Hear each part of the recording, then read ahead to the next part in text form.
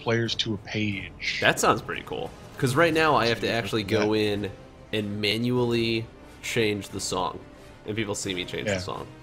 So now when you're doing your planning ahead for a session, you can actually pick like which tracks are going to be on which pages. That is pretty cool. Ahead of time. It is a lot of fun. The whole program can do a lot of things that I have not planned for. So I'm still like sort of learning it and getting the groove of it. We should use the initiative tracker as well, I think, now that we're using character sheets. Yeah, I could start doing that as well. I just got to play around with some of this stuff a little bit more. It's so difficult to be a nerd and still have like work and stuff, balancing all these things. What were you gonna say? This is a side note. Rainbow Six Siege, you can play the beta for free. Oh shit! It looks really good. It looks like a lot of fun.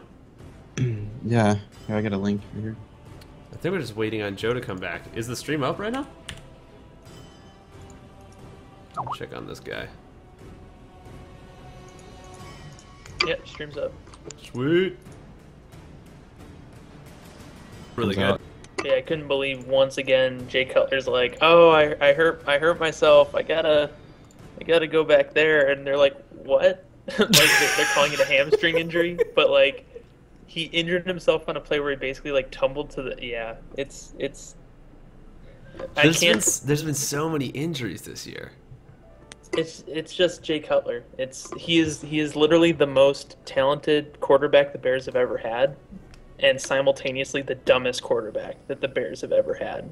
And is this why you don't watch? Is this why you don't watch football? I mean, pretty much. It's too frustrating. I yell at the TV. I actually yell at it. I just get stressed out watching the Packers. I love the Packers, and I watch them every single week, and look forward to watching them every single week. But it is stressful to be a Packers fan sometimes. See, I don't watch football because it's football. Oh, well, see, that's the first mistake you've made, is not watching football. It's the best decision you could ever make. I was raised, I can't help it. I was raised into football. My stepfather was a Redskins fan, so that's like the only football team I ever paid attention to. Are we waiting on Joe? Is he coming back? Does anybody know? He said he's dead. Joe died. Has he died? So how's everybody else's week going? Good. Landon, how was Somo, the new game? I like it. I was scared at first, and then like I got used to it. But I hope it gets scary again. There's a lot of walking, and it kind of got boring. It didn't look at all scary whenever I was watching you play it. I mean, I was like watching it like really like casually because I was at work at the time, but it didn't look that freaky. It actually looked kind of interesting. Yeah, it's got like a cool story going on with it, and like hopefully less walking and actually get to play the game. But well, there's a lot of pointless walking. Have you played what was the one, Until Dawn yet? No. It came out for PS4, so I couldn't do it. Oh, okay. I would not mind playing Until Dawn. I have a friend, I do not own a PS4, but I have a friend who does, and she wants to play it. And so I was like, yeah, I would totally watch you play it, because the story in it's like really, really cool. It looks like a lot of fun. Where is Joe? Those games are too I should not expensive. have started up this stream if I knew he wasn't going to be here. Like, I bought Alien for $60, and then, like, I beat it, and then it's like, what do I do now? Like, use it as, like, a coaster or something? No? I guess you could replay it, but I find that, personally, I treat games the same way that I treat books and movies, and I have a really hard time playing them after I've already beaten it. Like, after I already know what the story is, it doesn't seem as interesting to me anymore. Like, with books, I at least get to look forward to, like, reading the sequels. But rare is the occasion that I'll go back and reread a book. There's some books I can read over and over again, like Hitchhiker's Guide to the Galaxy, or really anything by Douglas Adams. I love Douglas Adams. Hitchhiker's Guide to the Galaxy is my favorite book of all time. But even though it is my favorite book of all time, I've still never read it twice. I absolutely love that book, though. There's just something about like already knowing where the story's going. I feel like I'm the type of person who likes to be like sitting in suspense. And see, it's just like watching a movie over and over again, and you miss all the little tiny nuances the first time you watch it. And so when you read the book over again, you know the joke that's already coming, and you know everything like that, and you're like, oh, there was some foreshadowing there that I completely missed the first time around. Yeah, I guess I could see that. I made the terrible mistake. Joe and I used to work at a summer camp. And whenever we were working at the summer camp, they made us read to the kids to make them go to bed.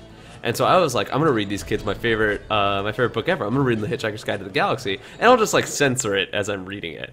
But what I did not realize is that when I was reading them The Hitchhiker's Guide to the Galaxy, I didn't realize like the whole second chapter is about like the entire chapter is about alcohol, and like they talk about like these like six-titted aliens and shit like that, and I was like, how do I censor this in front of these children?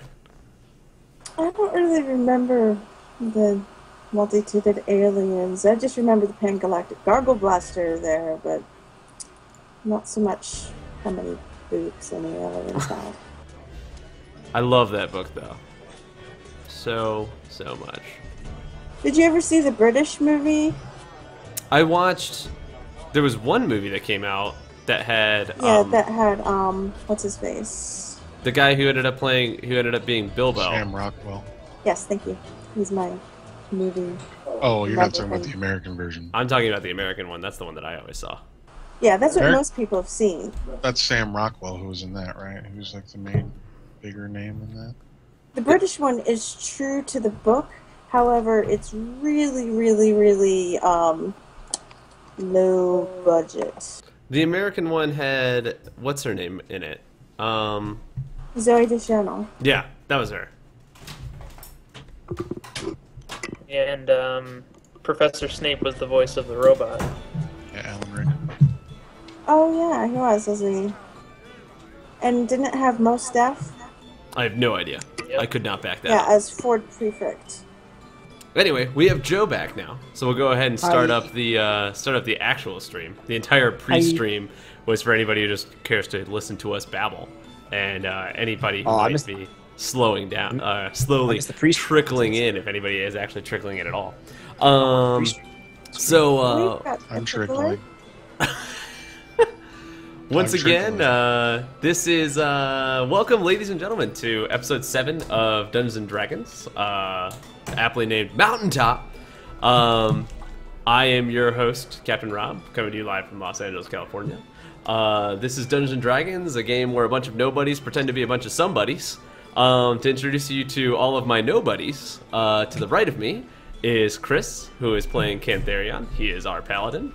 Underneath Chris will be our buddy Landon, who is playing what's your character's name? Vincent Vega, the gnome sorcerer. Next to Landon would be my buddy Joe, who is playing Venator, which is our ranger. Underneath Joe, we have Grisham, played by Kevin, who unfortunately does not have a camera at this time, but he does have a beautiful picture in which he created himself. And to the right of him is the lovely Jillian, who plays Shadow, our cleric. How's everybody been? Everybody looking forward to playing some D&D? Pretty good. Yeah? Yeah. Only since last Tuesday, what? I know, right? Rare is the occasion that we actually get like a whole, just 1 week's worth of time before we get to get going again. But we are lucky enough to be able to do that this week, so that's good. So you guys just want to hop right into it? How do you want to do this?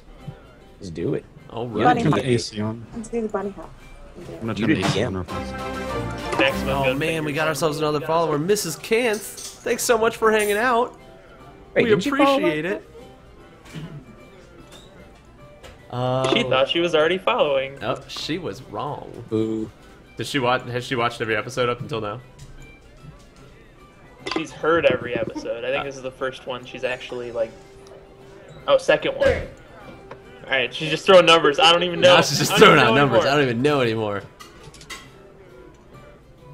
Okay, where did we last leave you guys? I think we last left you guys all here. You last left me unconscious. Yeah, exactly. You were unconscious at the mystery Oh fair. yeah. Let's go ahead and do like a quick recap for anybody who might be who may have missed out. Yes. Who wants to give us like a quick recap of what happened last time? All right, quick recap. just for the last session, all right. All right. So we were following Shorty Ironhide. We had just seen basically a giant fire erupted, where we were traveling to discover a beast that his tribe, the Green Ears, had captured, and we had hoped that this hell wolf, like gigantic wolf thing, was somehow related to a beast that we had seen previously. And when we got to this village, it was decimated except for this one dude, Draven, a young dwarf, who was like muttering incoherently to himself and just unresponsive. And Shorty knew of this witch in the woods who could possibly help out Draven and then help us find the Hellhound. So we journeyed through the swamp. I lost some saddlebags. Sparkle is Vincent's pony. I believe it was Glitter. Glitter is Vincent's pony. Glitter and Vincent could and probably Vincent answer that was better doing than I circles can. in the bog. It was great. So we got there and we found this old crone in this like traveling freak show. Set us on a quest to find some herbs, some weird stuff, and then try to save the kid. So it turned out that this kid was like stuck in this weird dream state, and we entered that dream state with the help of this crone. And basically, I was way too forward. I was way too like direct. I told him he was asleep, and so we were able to get information out of him, finding out that I think it was like the mountains to the west. I have it written down. The mountains to the west maybe were on fire, is what he mentioned, and he woke up, but he just kept muttering this word purpose, and we found out that he was gone. He's basically lost. So Shadow put it out of his misery. I was disgusted with myself. Shorty hates us. And now we're going after the trail of this Hellhound with one less friend and one failed side quest. Well, it should be stated that Shorty doesn't hate you because the dwarf died. Shorty hates you for an entirely different reason. Joe, what might that reason be? Do you want to address that, Joe? What is that reason? I don't know. I was expressing my feelings towards the situation to our good master Shorty when he decided to throw me down to the ground. And I pulled out my sword and slashed at him, and he pulled out his axe and knocked me unconscious. And I lay on the ground at his feet. So what really happened was Joe was like, "What up, dwarf? Why you got a front?" And he was like getting in his grill. And the dwarf was like, "I just lost a good friend. We're going to fight now because you're being a jerk to me." And we're all just like, kind of siding with the dwarf on this one. So the dwarf, Shorty knocked out Joe, and he's not dead. He's just not awake yet, because we felt that was the best way to kind of diffuse things. So yeah, Joe was knocked unconscious by this dwarf, but he is not dead in any way, shape, or form. You all sort of are able to get Venator's body back onto his horse, along with the body of Draven the Craven, which you have opted to bring with you. Meanwhile, Shorty... the body back to Shorty, because that'd just be weird. Well, I think you guys decided to bring it with you. If you want to leave the body with Shorty, you can. I thought we said no, but I don't think we wanted the body. I mean, I could always put him on Strider and then ride out a couple days into the plains and then let him drop. Oh that yeah, was the cool idea we had. That was your plan with the warhorse? I think the original plan was that you were going to take the body and you were going to do something with it, as sort of like a kind gesture to Mr. Ironhide. So that's originally what I think you had planned. Now, if you guys want to do something else, you totally can. That's up to you guys. I am impartial. Yeah, I mean, well, because Shorty mentioned that, like, normally we just leave our think we dead. should hide the body. We should hide it. We should. Okay, I'll help you Vincent, guys. we're gonna encase it in ice, and nothing could possibly go wrong with that. No, I think we did leave it. I think we wanted to leave it behind because that whole awkward confrontation, like we didn't want to ruin the trust any further than it already had been, so we just wanted to kind of leave it. All right. Well, if you guys are in agreement, if nobody wants to speak up in terms of taking the body, then you can certainly just leave it there. Yeah, just leave it.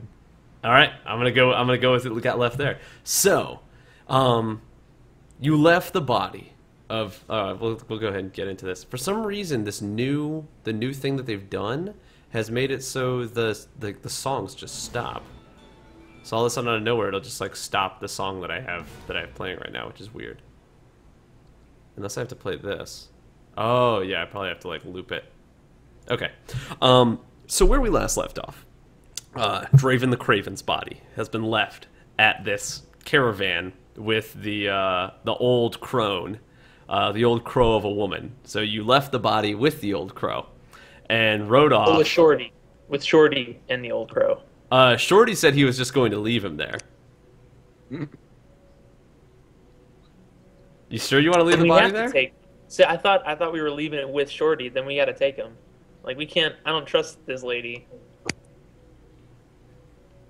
Shorty said that what they do for their people is they take them out and leave them basically in the wilds or whatever for animals and stuff. Like they just kind of leave them, is what he said when we asked him. So they do like a sort of like a recycling game. Like they let all of their dead feed the creatures of the plains, which they then feed off of. It's sort of a circle of life for dwarves.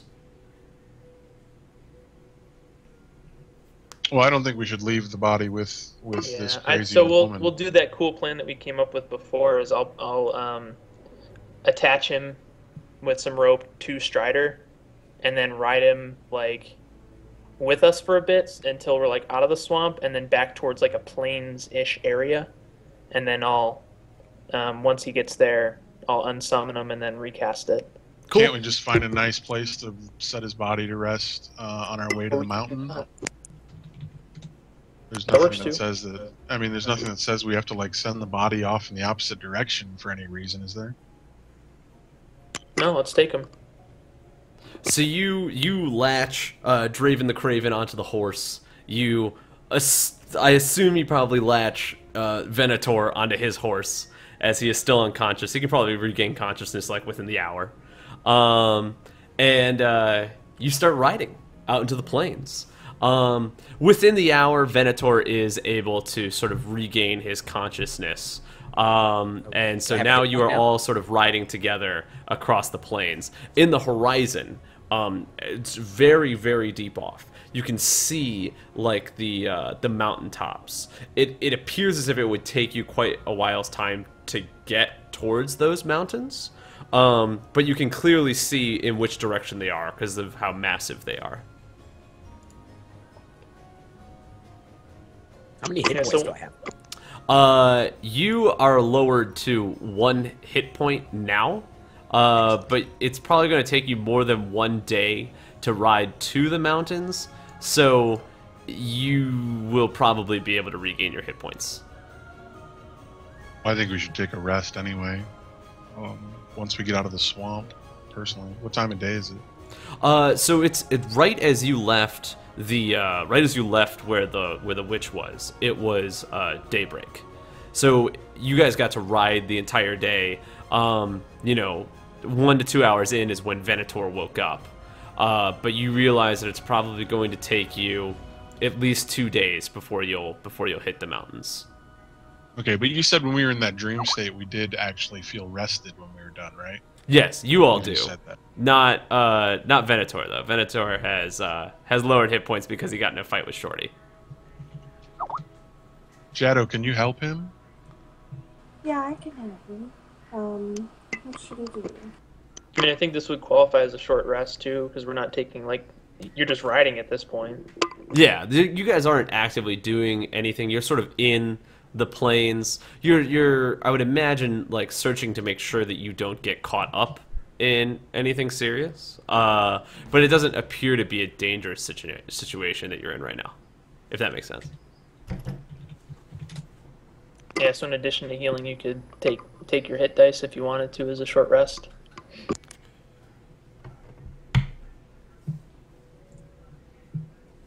But yeah, I essentially just want to ride out to somewhere where like we're a couple hours out of the swamp before it gets like too late, and then kind of like set up a camp so that we can take care of the body, bury Draven.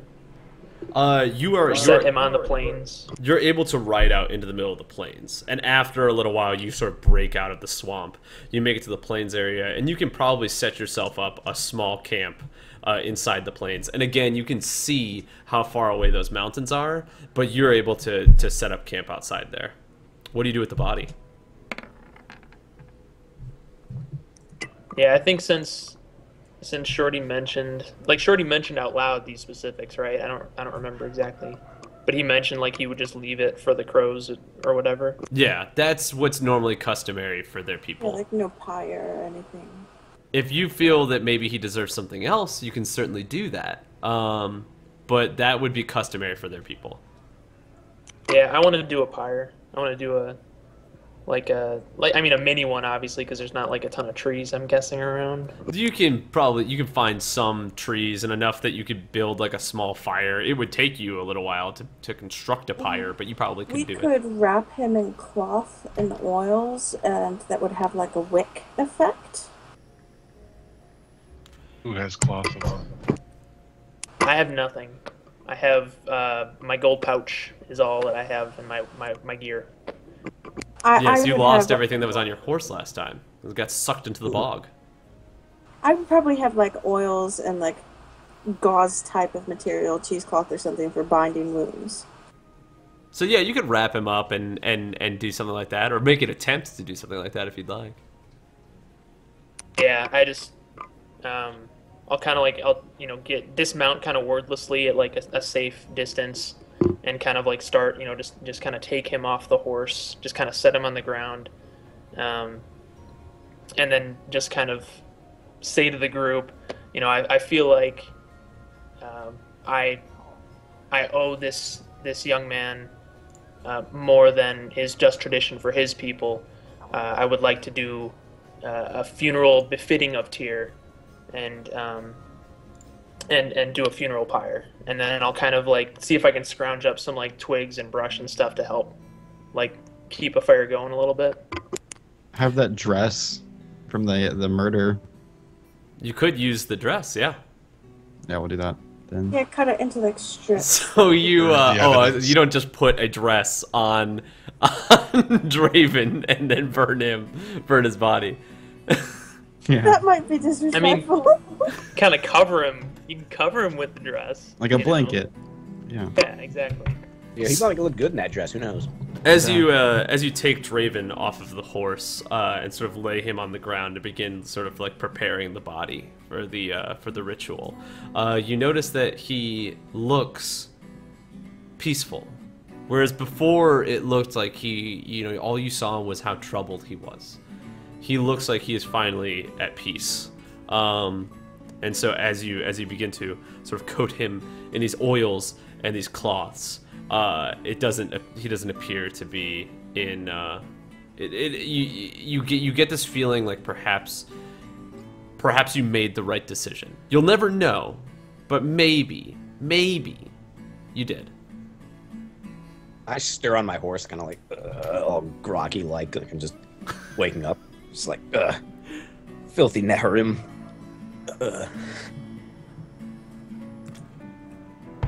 Just kind of shake my head. Wait for the preparations to complete.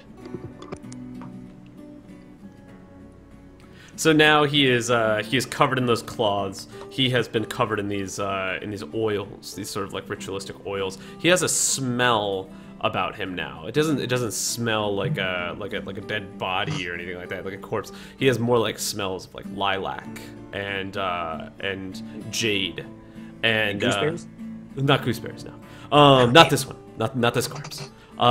He has this sort of sense upon his body as he's laying there with those oils that he has.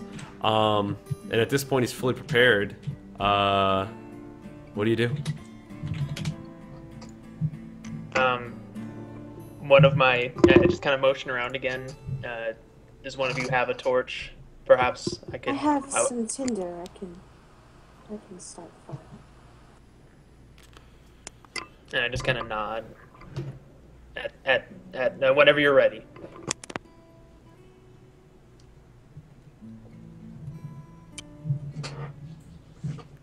So you The spark started.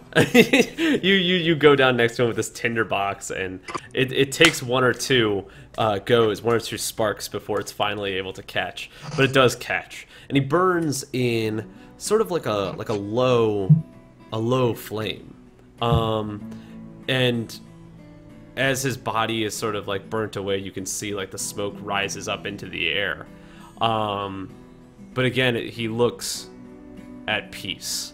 And the oils that you have on him sort of like get rid of the scent of the burning scent to him. As they burn, the scent gets stronger. So there's like sort of a stronger smell of that lilac and jade in the air.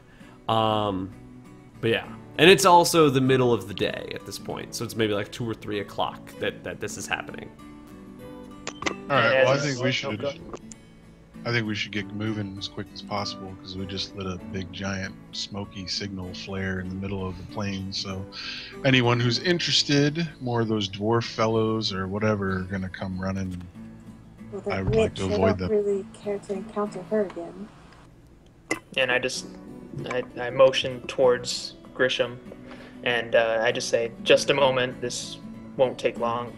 And I take my holy symbol back out of my pocket, and I clutch it and just kind of start saying things that aren't coherent to anyone around me, and then end it on a note that everyone can hear, and kind of facing up towards the sky. I just say, Draven of the Greenear tribe, I hope that Tyr's justice finds you, and you have my word that your death will be avenged. And then I tie it back around my neck and just kind of nod at everyone and mount up. Go ahead and make a perception check for me, Cantharion.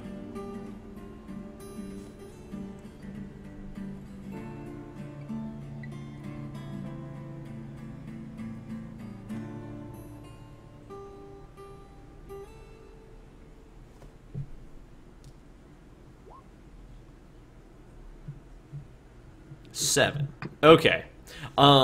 You notice whenever you're like holding this holy symbol on your chest and you look up at the sky, you notice, or normally you would expect to see a response from Tyr when you address him in such a way, but you notice that this time there's no response when you do that. But that's all you notice. You might probably would be the only one who would notice it. But that is something that you notice, and then you guys sort of ride off into the sun, or into the outskirts. Anything that anyone wants to discuss with one another before we get to the next point? Because if not, I'm just going to ride you straight into this mountain.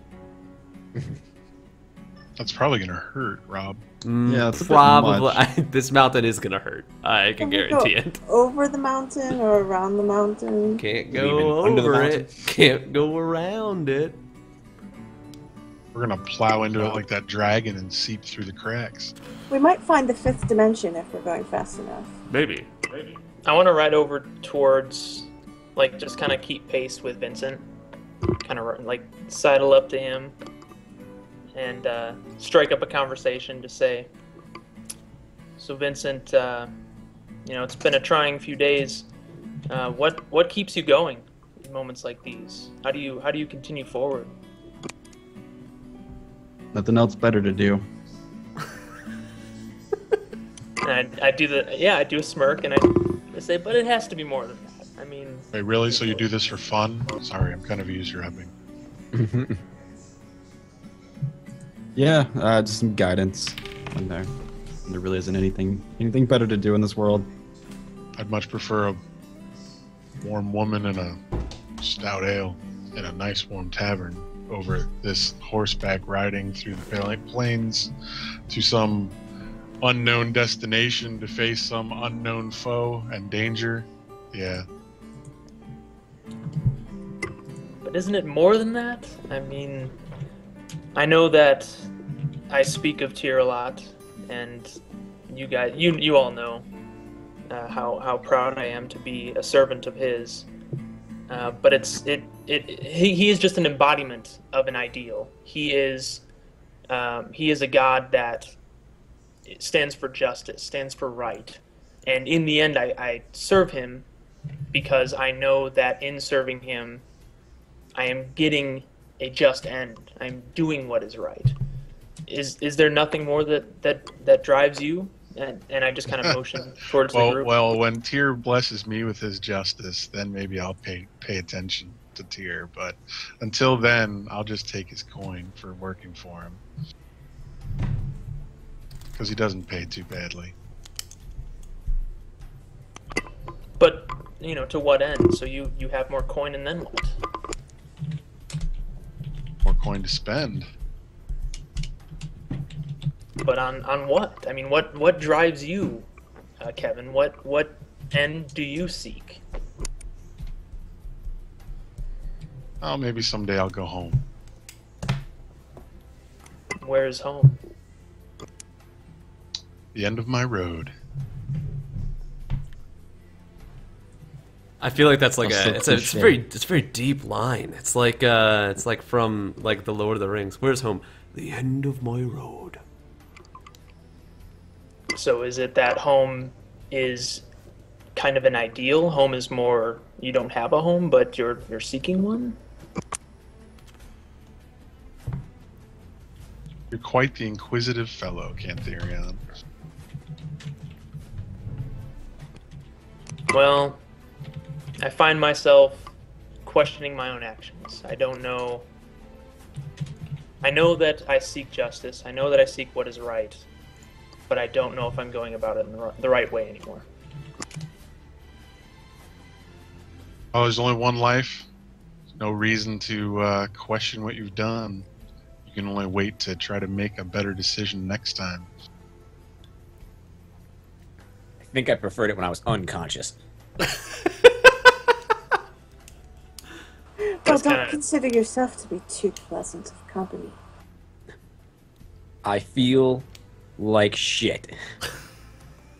Well, you ought to. I kind of glare at Shadow. That's what you get for tangling with that dwarf. He had a big axe. That was nothing but foolhardy. It wasn't the place. Though you may have had a point, it was not the place to address it. And I just kind of stir Strider and just kind of take off, like, towards the head of the group. You ride off into the distance, and at this point, it's quite a nice day. The breeze that you can feel kisses your face as you ride your horses across the countryside. Above you, there appear to be birds, and these birds, as you're riding, change from, the crows from within the bog to plainer hawks, and you can even notice that up towards the mountains, you can see what appears to be almost seagulls flying around that area. You can tell by the plains that you can see that you're clearly going towards the ocean. Though in which direction? I mean, clearly it's north, but you're not entirely sure on the map where you would be at this point. You probably ride for a day. You take camp. And at your camp, you're able to consume what's probably becoming close to the last of your rations. And you can see that you probably have one more day before you get out towards the mountains. What do you do? knowing that you might consume the last bit of your rations before going to this mountain. You can continue on, knowing that time might be of the essence, or do something else. Well, I'm taking purify food and drink, so that we can do some foraging, and I don't have to really know what's poisonous and what's not. Probably would have been useful around that well. That's all I got. Right. I can summon food. Oh. Oh yeah, summon food. What? That's a thing? She's like a mage and WoW. I heard that woodsmen and rangers, and I look over at Venator, can summon food as well, like rabbits and deer when they go hunting. I shall be resting, seeing as I feel like utter shit, and I cannot even get off and back onto my horse, much less look for anything. Oh, your ass kicking got you slowed down a little bit. I swear to God, if I didn't feel like crap, perhaps I'd go over there and show you a piece of some as well. I could probably find a big axe. Well, I'm sure you could. I think he's grumpy, guys. Does anybody else know how to hunt? Got any experience with, tracking game or trapping or hunting, or I don't know how it works. I'm a city guy. Pretty much everything I've needed, I've gotten in some way, shape, or form through the church. I'm not of much use either. I wouldn't know the animals or the growths around here, what type of plants you have.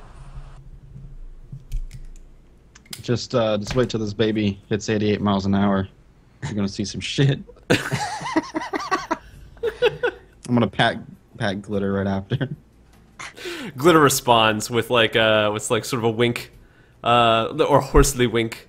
Your bond between Glitter has strengthened. Glitter now feels the companionship that you feel as well. Mission accomplished. Yeah. Game's over, guys. Everyone can leave. Yes. So from what I hear, that's no decision made. So you ride up onto this cliffside. As you ride up towards this mountain, you realize how tall it is. You possibly could scout around for a trail that leads to the top, but clearly, as far as you can see, you don't notice anything that would lead up there, which would lead you to. I just looked up my food thing. It took me a while because I couldn't remember the name of it. It's okay. I create 45 pounds of food and 30 gallons of water. Good lord, that's a lot of food. I think. I don't know how much does a last? grocery bag weigh. That's like what, 3 grocery bags worth of food? It's like one action, range is 30 feet, component VS, and it's instantaneous. That's pretty impressive. It looks like I need containers. Oh, it only lasts for Maybe. a day, right?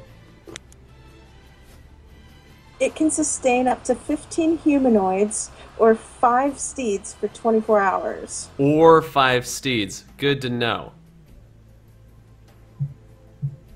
The food is bland but nourishing and spoiled if it's uneaten after 24 hours. The water is clean and doesn't go bad.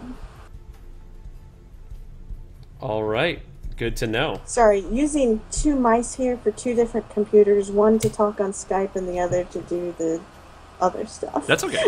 It's good to know. So you can feed with your ability 15 people or 5 steeds. But we only have... Oh no, we do have 5 horses, don't we? That's for the entire day. 4 horses but and a there's pony. grass they can eat. It's true, a pony. Horses can graze, but not That's in true. the mountain. Or at least not easily. I guess as we ride up, we'll keep an eye out for somewhere the horses can graze. So you reach this mountain, and as you're sort of at the lip of the mountain, you realize that grass is becoming more thin and turning into dirt and rocks. You continue to climb up, and I imagine it looks a lot like the deserts in California, which is where it's just like a lot of fucking dust everywhere and a lot of gravel. But as you're riding up it, you reach a point where you think that you're not going to be able to ride anymore, and you're going to actually have to start to climb. But the climb is not an easy climb, mind you. It's a rather hefty climb. We're talking like at least 300 feet up that you're going to have to climb up this mountaintop. And so you reach my bag for that. You reach the cusp of the mountain, and you see that. What do you do? Yeah, I mean, I'll try to look around for like a trail or something else that's a little bit more forgiving. Sure. Go ahead and do. Oh, go ahead. I have climbing pitons. I don't know how you pronounce that. I call them pitons. Climbing things. Or I think they're pitons. Okay, I have climbing pitons as part of my burglar's backpack, and of course I still have my 50-footer rope. I think some other people had rope as well. I do as well. So the way that pitons work is it's like, I believe, if I'm not mistaken, it's the bit that goes into the wall. Right, you anchor them in with a hammer, whatever, as you climb, and then you climb up, and then you got to bring the ones from below up higher as you've climbed, like anchored your ropes. Precisely. So I'm going to start doing that if he doesn't find any easier path up. Go ahead and make a nature check for me, please. Rob, how sheer is the rock face? It looks like it goes from like, it has a couple of different plateaus. You got a 9. Mm-hmm. You do not find another path. Not with a 9. It goes to different plateaus, but there are a couple of points where it's exactly like climbing a rock wall. Only this isn't like a fancy rock wall where they have it all conveniently placed out for children. This is like a legit mountain cliff face. It looks roughly like this right here.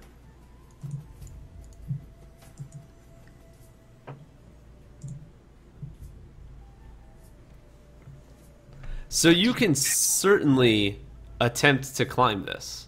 In fact, as of right now, it looks like that's the only thing that you can do.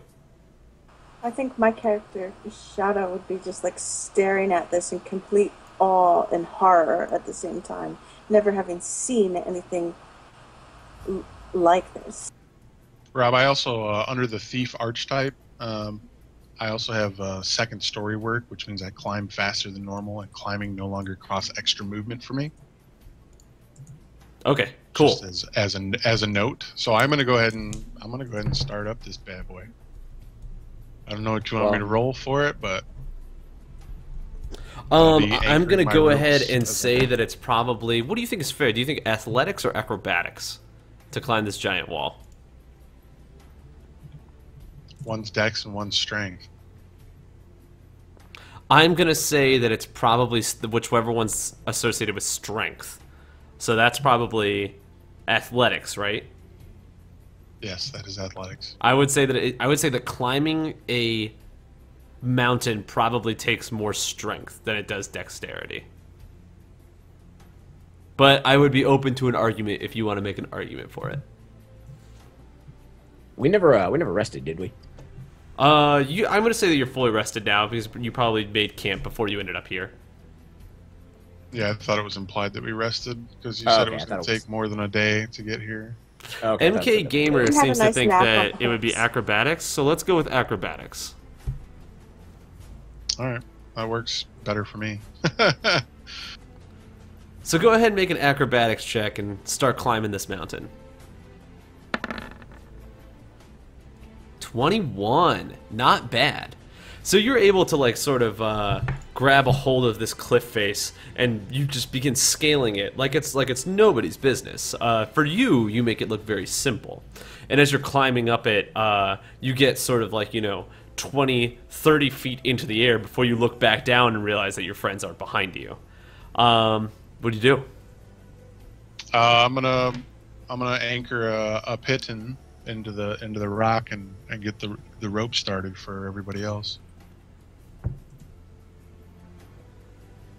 And then I'm gonna. You guys coming up? I'll drop the rope down. I look at Venator. Do you see any other path we can take? Nope. What about the horses? I'm gonna try. I appreciate that, Joe. Vincent has asked, what are you going to do with your horses? That's can't partially why I was tether hoping them up with we us. could find another trail around. Well, you knew we were coming to the mountains, right? I don't know if our horses have eaten sufficiently to be left down here for any great length of time. Perhaps with your climb you'd be able to find us another path that we could take our horses. Wait, you want me to climb all the way to the top of this 300-foot mountain by myself and then just holler down, "Hey guys, I spotted a place"? I mean, you guys are gonna have to come up with me or not, or figure out a plan before I go any further. Because we don't have 300 foot of rope, or however high this is. We've got like, what, 100 foot? Maybe? Who else got rope? I've got 50 foot. I can carry on No. if you want. Oh. I lost everything with my horse's saddlebags, so I have none ropes. Fair enough. So we have 50 foot of rope? 50 foot of rope to scale a mountain. That seems difficult. All right. Well, I'm going to unhook my pipe. It's almost like the and I'm gonna DM climb knew back down. exactly what was in everybody's bags. You want me to roll to climb back down, Rob? Because this isn't going to work. I mean, you can climb back down if you want to. I'm going to say that you can probably climb back down. You appear to have proven that you have the ability to scale things very easily. All right. Everybody else, on the I'll other climb back hand, down. has yet to prove that. Yeah, we're all looking at him like he's Jackie Chan, and we're like, no, not happening. Do you have control of these characters, by the way? I don't even see them. Oh, they're at the Oh, bottom. those they're aren't. way Those down. You have to scroll down. They're It's at a the big mountain. bottom of the mountain. I throw a football over the mountain. All right. Well, then, so we're basically as high as we can go with our horses, correct? You are as high as you can go with your horses, yes. All right. Well, I guess the only other option is to try to start circling around to see if we can find a path or a trail up. Which direction should we go? Flip a coin. Go the direction of the sunset, so that way we can go for the longest in the light. I mean, does it matter? As good a plan as any. So I'll go in that direction. With horse. I could meditate and divine on it if you wish. So you point in a random direction, I guess, or unless you guys are making a decision right now. Yeah, so like Kevin was saying, whatever gives us the most sunlight to work with, essentially, that still follows kind of the base of the mountain. So Like, you I go. imagine if this was to the west, was it west or east? I wrote down west. You but I rode up can't from the remember. south side of this mountain. So the sun would set in the west, so the sun would be setting to the left of you. So we'll follow that direction. We'll follow the mountain around the base in that direction. You follow this mountain towards the western side, and as you follow it, it continues to look almost on all sides as if it's like this. But you do notice a trail that you might be able to ride up, but it also appears dangerous. There are numerous times where you would not be directly climbing, and your horses would have to probably jump from one landing to another in order for you to make it up there with your steeds. Yeah, I don't think we're going to be able to bring our horses up. Just don't think it's going to work. We're going to have to tether them down somewhere in the plains where they can feed and hope nobody comes along and takes them. Yeah, so Rob, how far back would we have to ride to get to a place where there's at least some grass?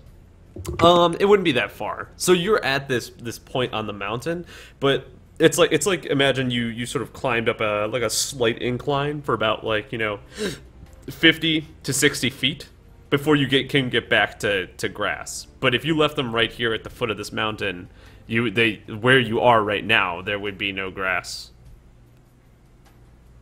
Is there any trees or anything close by, like a single tree or? There are trees. The trees appear to be they're not sort of full. Not that a horse eats leaves anyway, but they're not like full of green.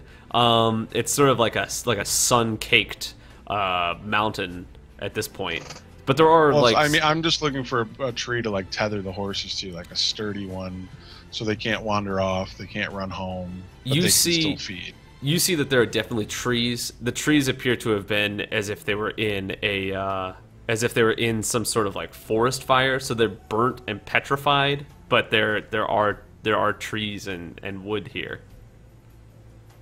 All right. Well, I'm gonna find basically a sturdy looking small tree or whatever, and tether the horse to it, so that way it can still eat. And I'm gonna take everything of value out of my saddlebags, which I didn't have much in there. Most of it's in my backpack, but there was a couple of things like pots and pans that I'll strap to the bottom, like outside of my backpack, and then I'll make my way back up towards the mountain. Yeah, I'll pat Strider and just telepathically tell him, keep an eye out for these other horses, make sure they're okay. And then how long does Strider remain a horse until he goes away? Until he dies, yeah. Until he dies. Mm-hmm. Oh, until wow. He reaches zero. Well, until he reaches 0 hit points. Okay, that's impressive. So you do the Can't same. You send him away also though? Like if you decided like, hey, yeah, I go can back to your plane as well. Yeah. Do you guys do the same with your horses, Vincent? Yes. You leave Glitter there. It's a little tougher for Vincent, right? Yeah, it's no choice. You gotta let them go for a little bit. So your horses. I was going to meditate on this, but if everybody has decided that we'll just continue on this trail without them and hope that we come back to this direction, then I suppose that's all we can do, and I'll gather my things as well. Lady, if you want to meditate, go right ahead. I'm not saying don't do it. How long is it going to take you? What are you going to do? It'll only take me a minute. I just need to divine which way we should go. Well, by all means, go ahead. But I'm still tethering my horse here. Okay, I'm gonna pull out some bones from my pouch and bring them out and toss them on the ground with a bit of blood, and bring out this sort of a necklace. So there's a skull that's on the length of it. You could see that it's that of a snake, the fangs, and it's spinning on a sinew thread, hanging like a pendulum above the others. And it'll start to spin around and gravitate towards one of the stones. Are you trying to figure out like if it's a good idea to leave your horses here, or are you trying to just if we should have look into gone the future? East around the mountain instead of west? Like if there was another path that we could have taken that wouldn't have made us abandon our horses. Okay.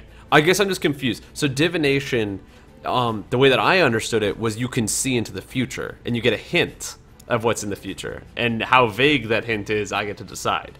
But does it also like actually just answer a question for you? Yeah, it says, from casting a divining tool, you receive an omen from an otherworldly entity about the results of specific course of action that you plan to take within the next 30 minutes. So our course of action would be abandoning the horses or finding another route. So the course of action that you are trying to divine is abandoning the horses. Yes. Okay. the fangs on the the head spins around at the end of the string, and as this head slowly begins to come to a halt, pointing at all of these different bones, it comes to this point that you see loss.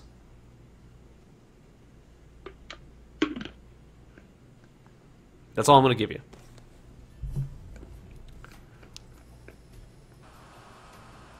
If we leave these horses, I feel we will never see them again.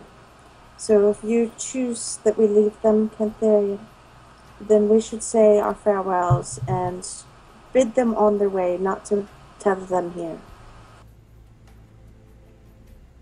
Would your warhorse lead them to safety? Somewhere to graze, or even back to where we've gotten them? Lead them home.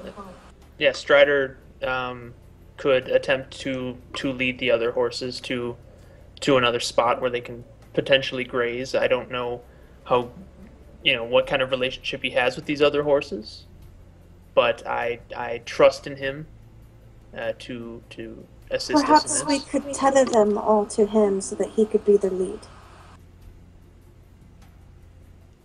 I'd say it's if you feel that strongly on it, Shadow, I trust in your judgment, and that's the only course of action we can take. So I kind of psychically transfer all of this to Strider in the simplest terms I can. Strider's like, basically, basically just okay, protect, I got it. protect him, get him somewhere cool.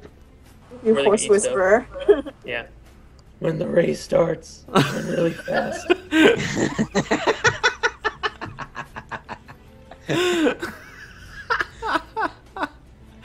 So you tell the horse to take care of the other horses, and you guys all latch your horses together to this other horse. Yes. All right. I mean, I wouldn't know, Rob. Would It's sort of an open question. You can answer this however you want. I am going to decide what really happens depending on what you choose to do.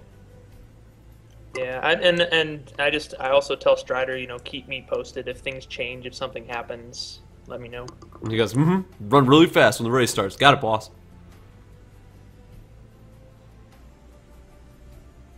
I just kind of nod and motion to the rest of the group. Strider will attempt to lead them somewhere safe.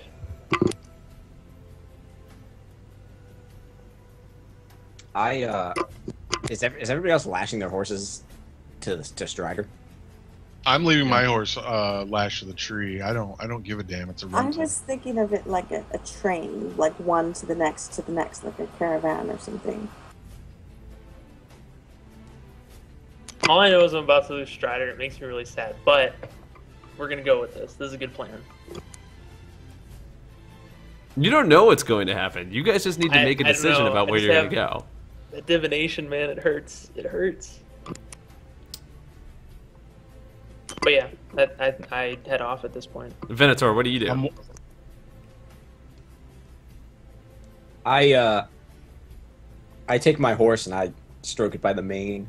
As I'm doing that, I unsheath my sword and I slit its throat. Fuck! Jesus! I thought you were gonna force it to jump over the thing. Are you gonna eat it? What just happened? Yeah, your horse dies.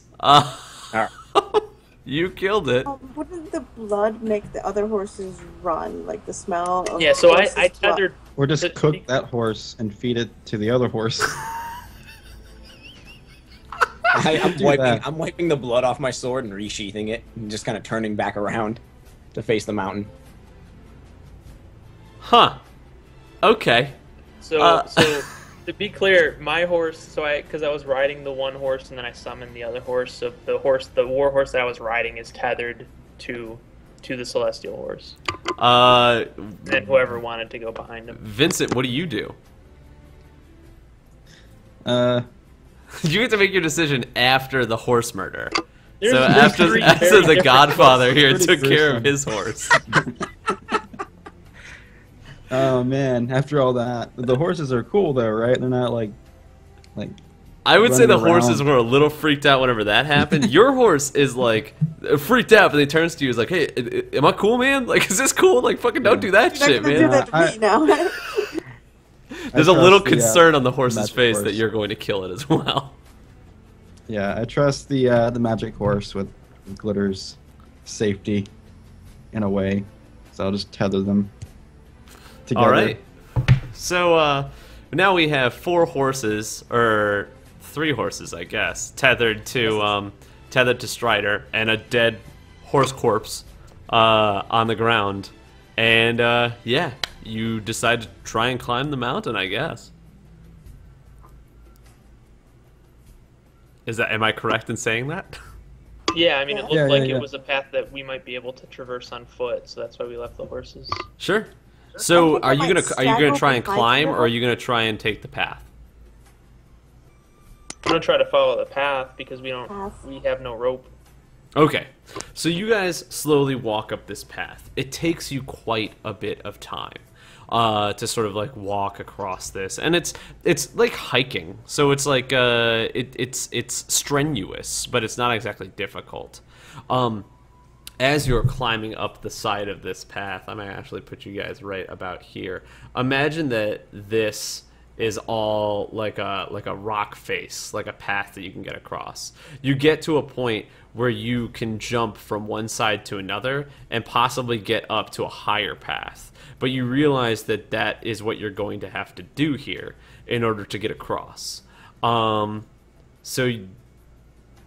you realize that you're going to probably have to, probably gonna have to make a jump from here to here, or from here to here and here to here. What do you do?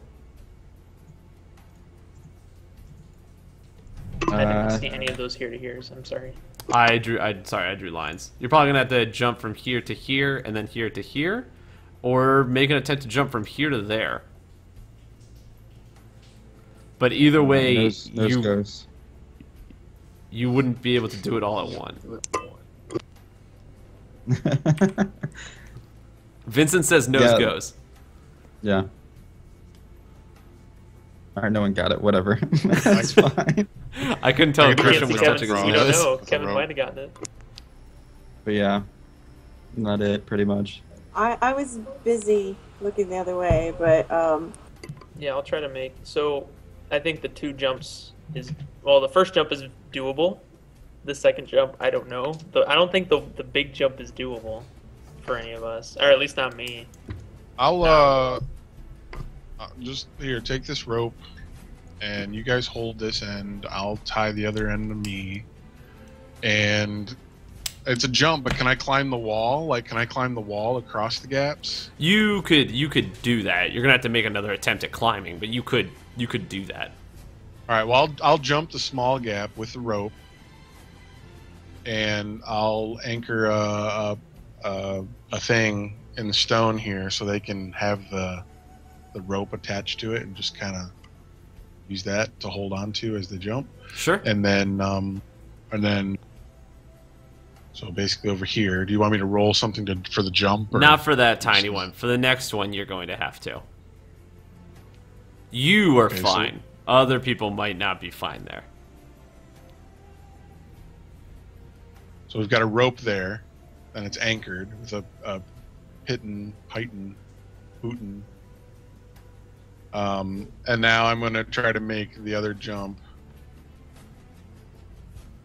So this is going to be an acrobatics check for you to jump To there, and grab right? onto that ledge. All right. All right. Let me check the knots No around my waist pressure. here. Are you still tied to the pythons? I'm tied. Well, and yeah, I guess I would be anchored to the one that I just put in the wall because that would be closer. But they still have the other end of the rope. Okay. So okay, you said acrobatics again. Yep. Go ahead and do acrobatics. A 24. That's impressive. Natural 20. Natural 20, actually. You make it like it's nobody's business. Like super. You make it look very easy. You jump off of this rock, and as you grab onto this the ledge, it looks as if it would be difficult for a normal human being. You grab onto what appears as if it's not even like a grip point. But as you touch it, you're able to grab it and pull yourself up instantly using your momentum to pull yourself right up onto that cliff face. And you made it look easy as pie. So you make it all the way up there, and you've sort of locked in that rope there. Everybody else has to make it across now, but because Grisham did such a good job at doing it, I'm going to give you advantage because you're able to use his rope that he gave you. So with advantage, everyone's going to have to make. Also. I'm sorry, what? I'm going to put another python up on the top rope too as well. No, I assumed that you probably would be probably would have been doing that. So now everybody gets advantage on their acrobatics check, but everyone still has to try and make this jump. So we're doing 2 acrobatics checks or just 1? You're going to do 2. Actually, let's just do 1 so that way we can speed it up. Just 1. Vincent, you make it across. Cantharion, you make it across.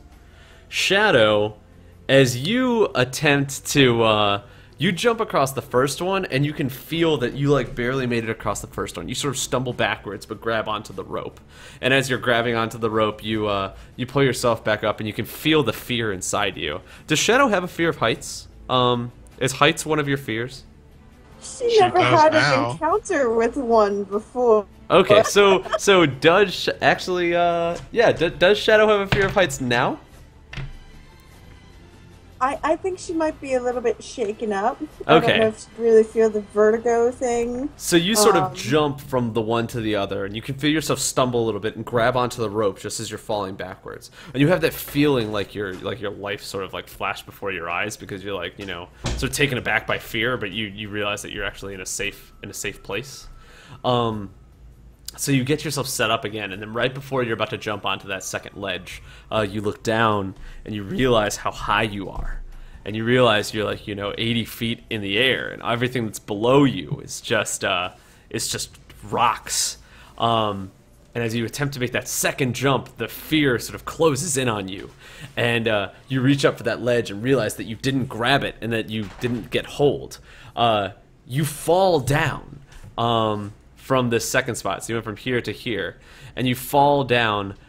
How were you anchored to this rope? Like how were you guys using these ropes? Was it tied to you whenever you made this jump?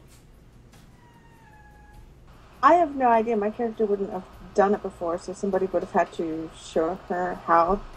You as a group sort of decide how was it that you were using these ropes to get across here? And answer honestly, not how you want to save her, but how you think you were using. I mean, I pictured cliffhanger style.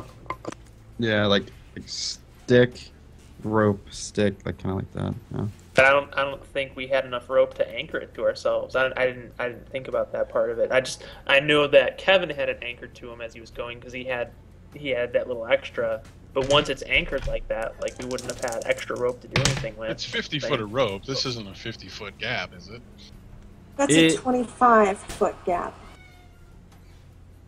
It is not a 50-foot gap, but it's unlikely that you'd be able to jump from standing 50 feet. It's pretty incredible. So what I'm going to say is, Shadow, you fall.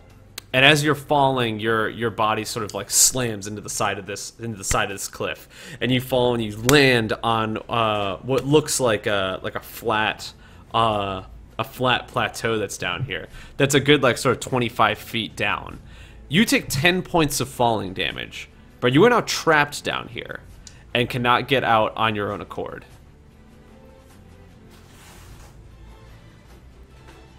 Who all made it across? You should move yourselves across. Because I'll go down and get her. I believe Vincent made it across, and Cantharion made it across. Venator still has not attempted it yet. Because what I imagined for the rope, like moving across the gaps, was basically like put your feet over the rope and pull yourself, by hand across the big gap. That's what I pictured. everybody was doing. That's kind of how I pictured it as well. I have sweaty hands. You could ask Kevin. What I think is. If that still were the case, I was more or less asking if there was anything holding her to stop her from like falling down, and I don't think there was anything if she would have lost her grip. Yeah, no, I don't think that she would have fallen. So she is now trapped down there, and can probably not get up on her own accord. Look, I'm just gonna cling to the side, trembling a bit. I imagine you like Venator, fell, and as you hit the ground, the wind got knocked out of your lungs, and you sort of like open your eyes and think like you're wondering like, am I dead? Like is this the end? You know, as you look up and you see the sun sort of like blaring down into your eyes. I don't know what the Viper priestesses see as heaven or a god or anything like that, but I imagine that was sort of going through your mind as those last minutes of, oh my goodness, I'm never going to make it back home. Venator, Is it pretty much? Go ahead. When you get across here, I'm gonna go back over, unhook the first python, pull it out, and then I'm gonna descend down to her, because that rope will go pretty much straight down to her at that point. So once you get across here, I'll go help Shadow. I start to make my way across, but I visibly am not using the rope. Okay.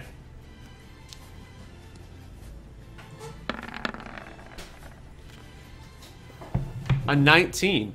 So as you're watching as these people are like climbing across. It would be a 10, right? Because I'm not using the rope, so it wouldn't be with advantage. Yeah. Oh, it's not with advantage. So then you're gonna have to do it twice since you're not doing it with advantage. Okay. With a 10, you do make it to the first ledge. Unfortunately, that was the easy one, so you have to do it again. A 17. So you sort of like watch these people climbing across these ropes, and you're like, I can do that.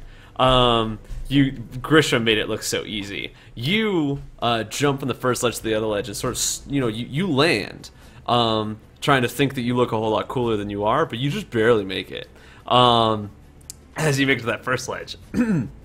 After that first ledge, you're feeling like you're stupid loose, and so now you're going to go ahead and try and make it to the other one. You jump up in the air, and just as Grisham did, you're able to grab onto that one piece that looks like it's not even like a hand holder, pull yourself up immediately, and get up to the top part. So you make it up to the top of both of them without having to use the rope. But nobody was watching. Everyone else was too busy, eyes fixed on Shadow's body down at the bottom. I'm gonna climb back across to there. Because the rope's still there, I say you don't have to make a check. You can just go. I'm gonna unhook the rope here and take the python out. So that will basically make. That'll make the rope go directly down to the bottom. On there. And then I'm just going to kind of jump over to the rope and climb down it. Okay. You can probably do this pretty easily. So you climb down to the bottom there. Now it's up to Shadow. Because you are not going to be able to carry Shadow up to the top of this rope. But you can probably assist her in doing it. So Shadow, you get another chance. This time it's straight up strength. This is not acrobatics at all. This is athletics. So you need to make an athletics check with advantage to try and climb this rope. And you kill it. So you're sort of like sitting down there, you feeling like you couldn't do it alone, but with Grisham's help and the confidence that he sort of instills in you, you're both able to climb up this rope and get up to the top, and you reach it to that second plateau up in this area right here. Please tell me this is the top of the mountain. It is not the top of the mountain. You notice that whenever you get to that second plateau, there's still more pathways. But as far as you can see, there's probably not another jump that you would have to make in this matter. Adversity only makes us stronger, lady. I think I might need a moment to regain my composure. You can take a short rest if you'd like. Do you want me to climb up the rope too, roll for it, or am I just... No, you're able to do it, no problem. Grisham has proven himself a worthy climber at this point. Grisham, Conqueror of Mountains. New title. Boom. You don't get any titles, though. Only Cantharion gets titles. Oh. I mean, he can try to say titles. Did Cantharion lose all of his titles in the saddlebags in the swamp? No. Damn. In fact, he might have gotten a new title thanks to losing his saddlebags. The loser of things. Conqueror of Bombs. Friend of Conqueror of the Mountain, or whatever. You can have that one, too. Friend is a strong word to use for Cantharion and Grisham's relationship at this point. Yeah, true. Better than it was. So you make it up to this second part of the mountain and realize that there's more path to go. You're getting tired as you make it up to the top, but eventually it's able to level off, and you can see that this mountain has an enormous hole inside of it, much like a volcano would. But as you look down inside it, there's no lava. It's just sort of darkness down there. And it's impossible to tell how deep it would go. But with how tall the mountain is, you can only imagine how deep that this must be.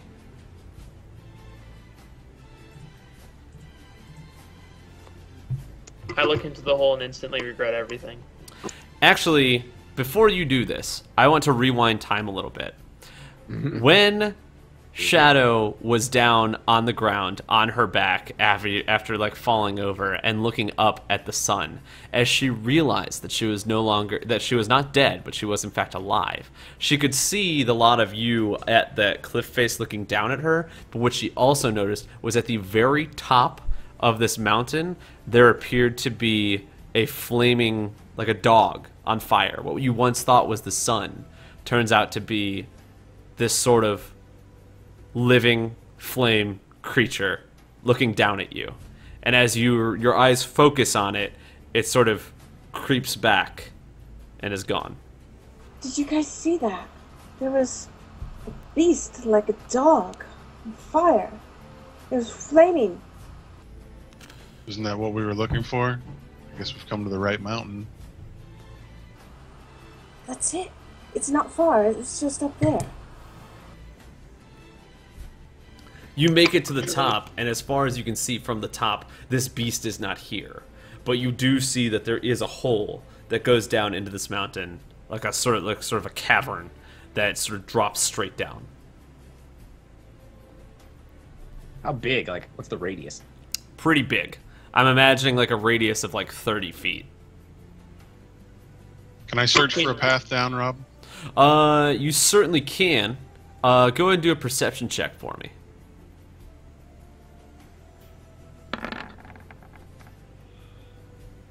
8. That failure, though. At natural That 1. failure. You do not see a path down. You're like, I wonder if there's a path down, and you just look straight into the darkness, and fucking My nothing. eyes fall out of my head. Sorry, guys. Drop my eyes. Yeah, I'll look around too. So you do notice that if you were to sort of shimmy across this wall as you go down, there is sort of a cusp that goes down to it. You might be able to make it down, but again, you don't know how deep it goes. But you do notice that there's probably a way that you could shimmy down if you wanted to make it down there. You'd probably have to go down single file. It looks like there's a pretty tight path that leads inward, and I don't see any other way. And I just kind of pick up a stone and just kind of like toss it, like just to, I don't know, get like a relative gauge of how possibly deep it might be, like all the way to the base of the mountain versus like 100 feet. Do I hear it? Like if I toss a stone into it, do I even hear a noise, or does it just like? As you toss a stone into it, you hear clink, clink, clink, clink, clink. Right. So how deep is that? Yeah, it's pretty deep. So, as an expert of throwing rocks in holes, yeah, I have no idea. I don't know. So yeah, I'll just motion down towards the path I found. I said, "This is the best option I see to get down there." Vincent, what do you do? I have some torches. Just drop a torch. You know what I'm saying? You could Right. drop a torch Yeah. down there if you want to do that. Yep. Sure you want to do that? That might announce our presence, anything that's down there, though. That's true. How big was that rock? Methane you threw? gases, start up the volcano. I don't know. Just Pretty big rock, yeah. That's my idea. You guys want me to do it? It's up to you guys. I just shrug. Well, I'd say I can't see very well in the darkness anyway, and we can't see how far down this goes, so we might want a lit Oh, torch. Cantherion, your sword glows. Drop it in the hole. So the way that the spell works, when I lose contact with it, it'll stop glowing. But Is that how Oh, is that how it's weird. Cantherion explains himself to keyblade. Grisham? no, it isn't. So I just look at him. I look at him and I just shake my head and I say, "Tyr's blessings do not work in such a manner." But I do. And I I'll said that use- like totally straight faced, even though it's ridiculously sarcastic. Yeah, I just didn't- imagine that that Vincent's like, my God's blessings work in that matter, and then just like snaps his fingers and a torch just like ignites. I'm down to do it. It's up to you guys though. I'll throw it down there. Yeah, we need the It's vision. either that or broken No. legs. So Well, I think we travel with a torch. I don't think we necessarily need to throw one down the hole. The sound Wait, so all of the you- sound all of you spellcasters broken can legs make, sort like- of like strikes a little bit of fear, strikes a fear chord in Shadow. So all you people with all these like magical power things that normal people can't do, none of you can conjure up a light.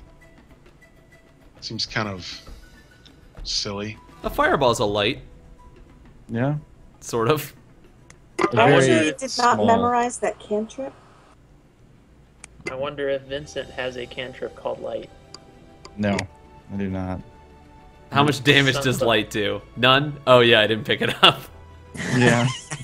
Yeah, I didn't either for probably those exact reasons.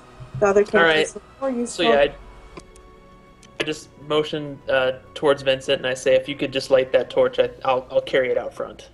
All right, there it is. Should be easy for me to light it. I would assume. You know. Yeah, it's pretty. I would. I It's only it's have, pretty like, simple. 2 candles. He sort of like you lower it towards your hand, and then like just in that sort of flick, it takes flame, like super easy. Like you put the tinderbox to shame. Nice. Yeah. And as you Better than a tinderbox. way better than a tinderbox. Way more impressive than a tinderbox. I got my It's on your tinderbox. business card. As you Tinderbox. Wow. that's your tinderbox dog. So you hand this torch over to Cantherion, and Cantherion takes it. Canth, are you going down first? Yeah, I'll lead the way. All right. You slowly make your way down into this cavern. As you make your way down into the bottom, in what order are you coming in behind Cantherion? I'm last. They're all staying up there. They're not coming. Just Cantherion alone?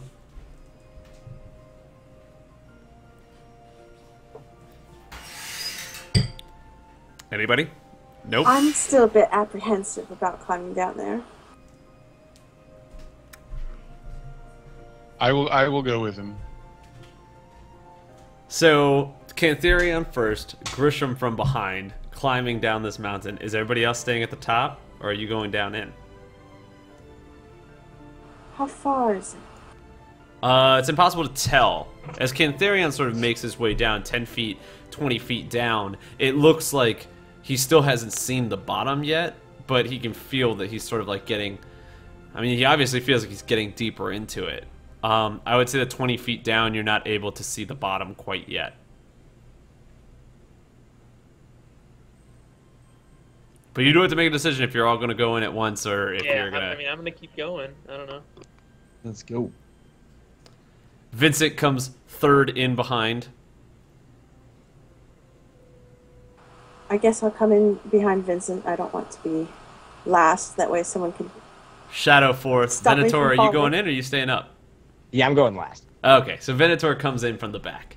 You make your way down this thing, and it takes you a little bit of time. It doesn't seem extremely difficult, but you are able to make it down the cusp. Finally, when you reach the bottom, what you expected to find was sort of like this grounded layer of rock, very similar to what you found from the outside. What you find instead is this sort of caved out area where the ground is sort of like hold on, I'm trying to make this size up correctly. The ground itself appears to be covered in sort of a black or gray soot. As you step on it, the soot sort of like puffs up with your feet. As you're sort of making this climb down, Vincent can feel that sort of heat that you felt before. So you can tell that you're climbing down towards some sort of magical area.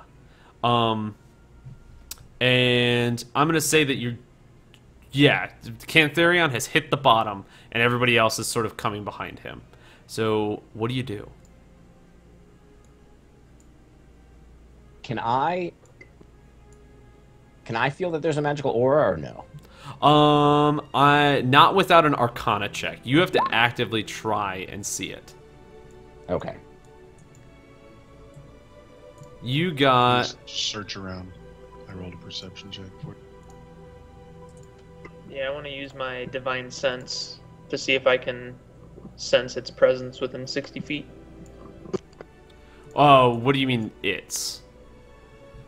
The Hellhound, because it was because when we were in the dream, it was like a fiend, right? So I should be able to sense its presence with divine sense. When you attempt to do that, you sense nothing. Passively, Vincent is able to sense the magic that's in this area.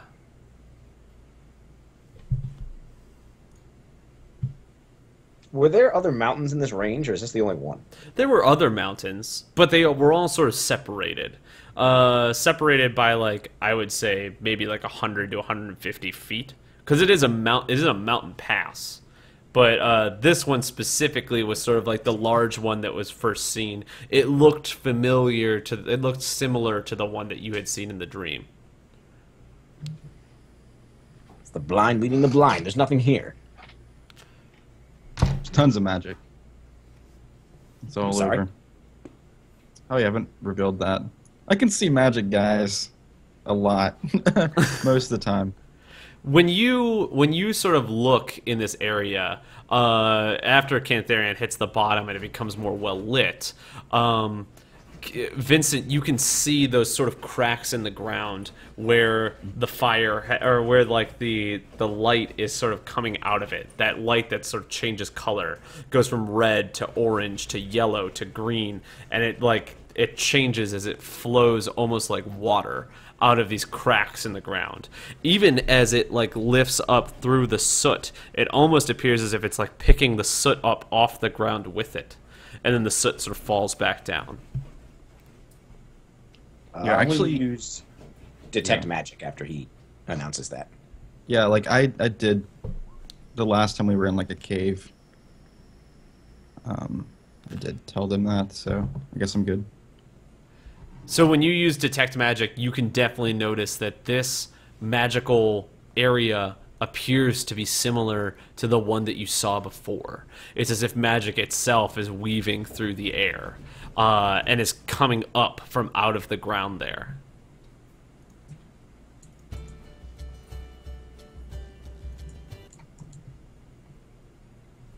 I begin to study the closest ley line. I'm walking the perimeter to see if there's any hidden passageways out of here. Cracks, crevices. As far as you can tell, when you look around for hidden passageways, there's nothing. This area itself was almost like dug out into this mountain. You notice that there are piles of ash everywhere on the ground.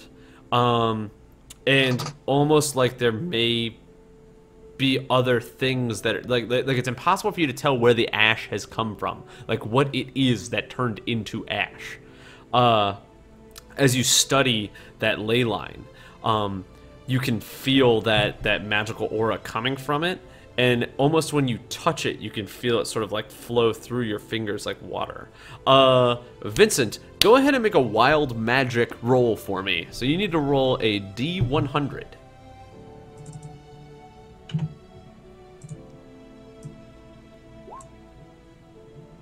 You got a 10. Does anybody have their monster manual on them and tell me what the 10 is on the wild magic? I can go look. I can pull it up, but I did not have it ready. Hold on one second. Why does the additional roll setting say exploding? What do you mean? Oh, like if it's like an attack. Okay.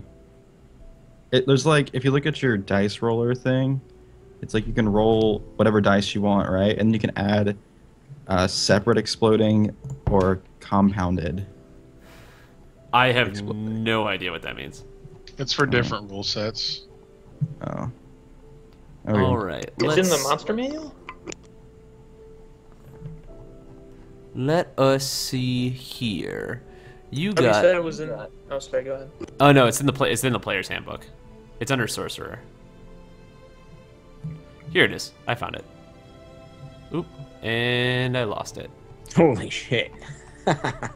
What's so funny? He casts magic missile at 5th level. All right, let's see here. A D10 means you cast magic missile as a 5th level spell. So what do you cast that at? Let's go ahead and Everyone. everyone. Yeah. Okay. And you get a missile, and you get a. Oh, never mind, forget it. So as you, I'm gonna go with that. As you go up to this, as you sort of enter this area, you can feel like this magic sort of bursting out of your body. How much damage does magic missile do? Because you don't have to roll for magic missile to hit. All right. I don't know. You have to go to see what it says at 5th level. Let's see here. Magic missile.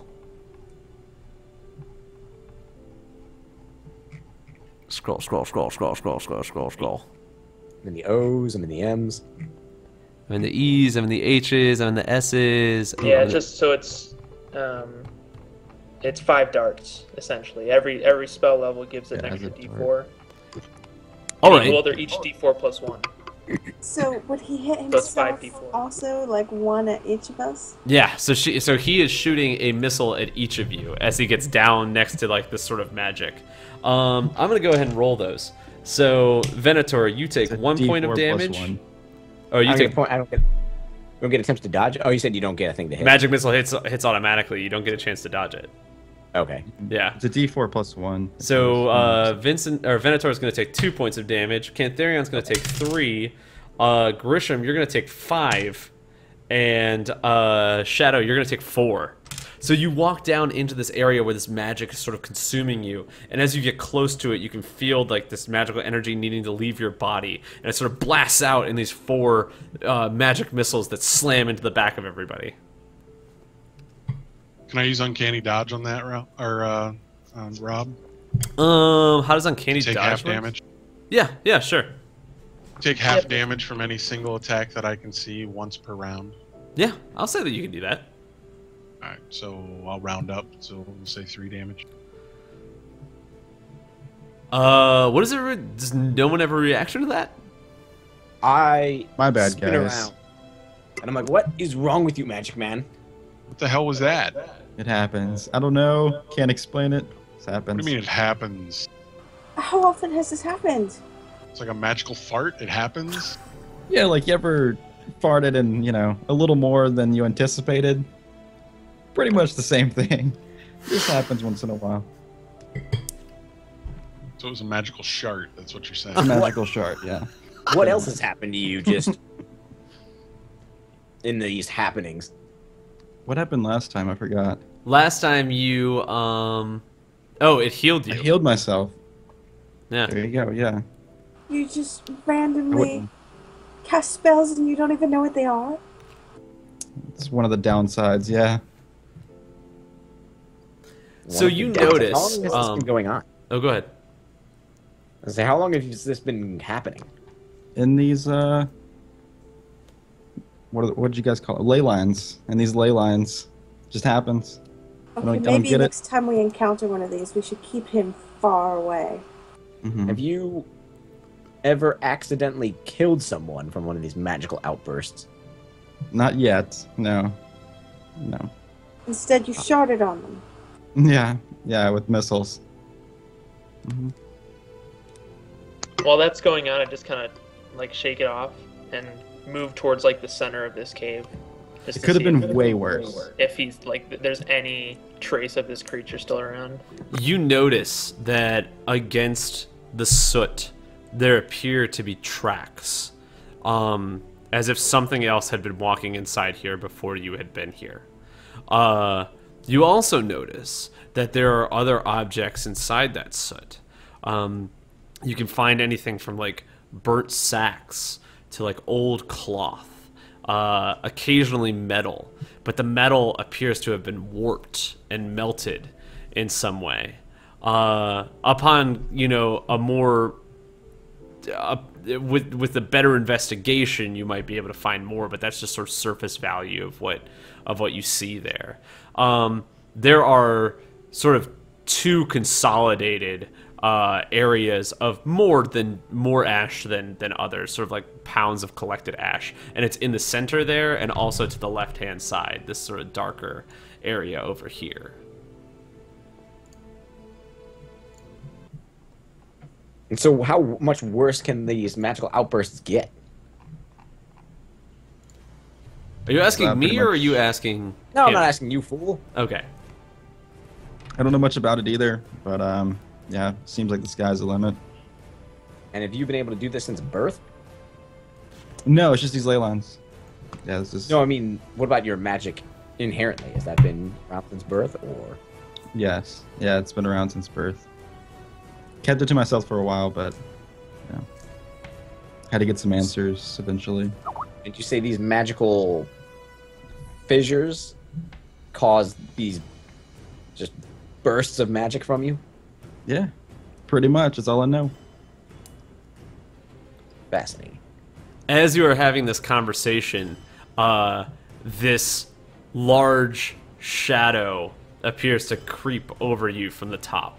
The sun is now sort of overhead and has lit at sort of like high noon, has lit like down into the cave. So you're now like well lit inside there. But as it does, a large shadow sort of creeps over, and you can see that at the top, where this mountain had opened up, that beast is sort of showing its head.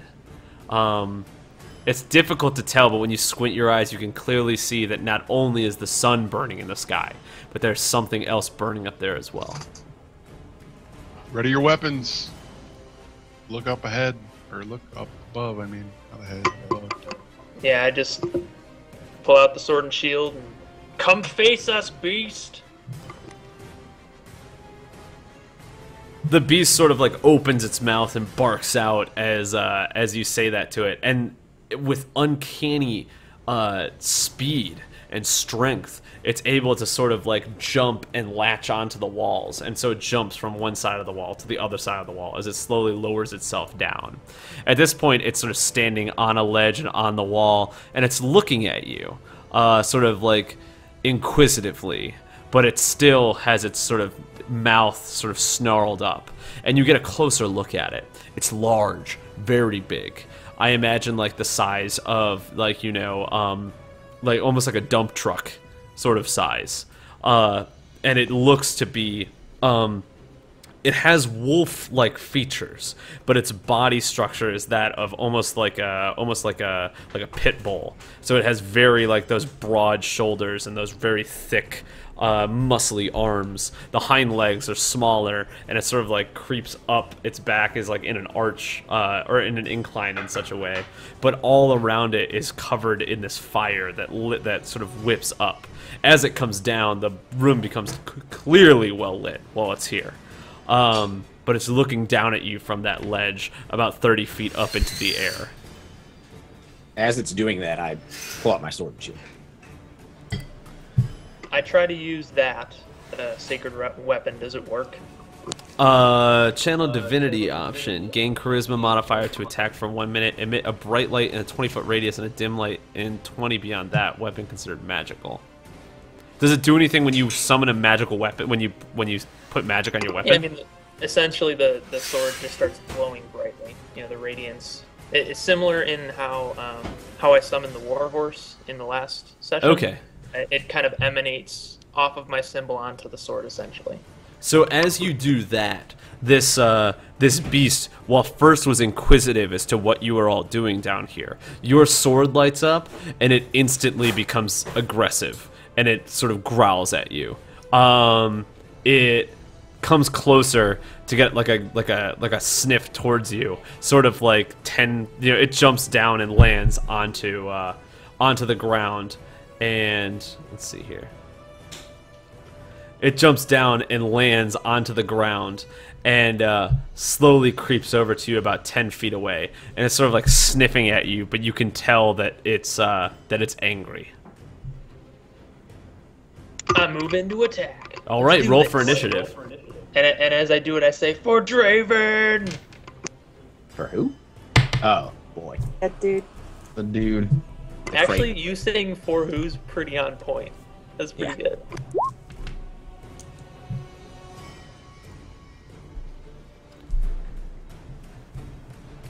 Why does my initiative button never work? Same here. It needs to be like I move attached to slowly our for token Draven. or something. Best initiative ever. That's a How do you natural get- one, boys. How do you get a 0 initiative? You have -1 to dexterity. How are you guys rolling initiative? Like me and Jane. Off the sheet. Yeah, but Yes. every time I click off the sheet, it says you attempt to use a roll command looking for a value of a selected token, but no Same. tokens are selected. Yeah, it gives me the same problem. So I have a Your tokens aren't Another like, hotkey populated your for it. sheet. Is that something we have to do, or is that something Rob has to do? I think Rob has to take care of it. He Yeah, has it the might be. power. Oh, just click your dude. You And have to then select go your back to finger it. first, that's all. Oh, okay. Yeah. Excellent. Do I need to 'Cause, like- re-roll or should I just? Oh no, we'll just leave yours what it is. Venator is here, and Vincent is here. So first How up do you roll a is 0? What? How does that work? I was just curious. How is it a 0? Oh, because I rolled a 1 and I have a -1 modifier. Oh, okay. he's not very good at going in first. not quick. Shadow, you are immediately first in this scenario. What? I'm going to cast Bane on that bitch. Oh, we got a follower. What's going on, Super Sushi Pack? Thanks so much. We appreciate you hanging out with us, Super Sushi Pack. I also love sushi. No fish in here though, I'm afraid. Only fiery dogs and possibly dead people.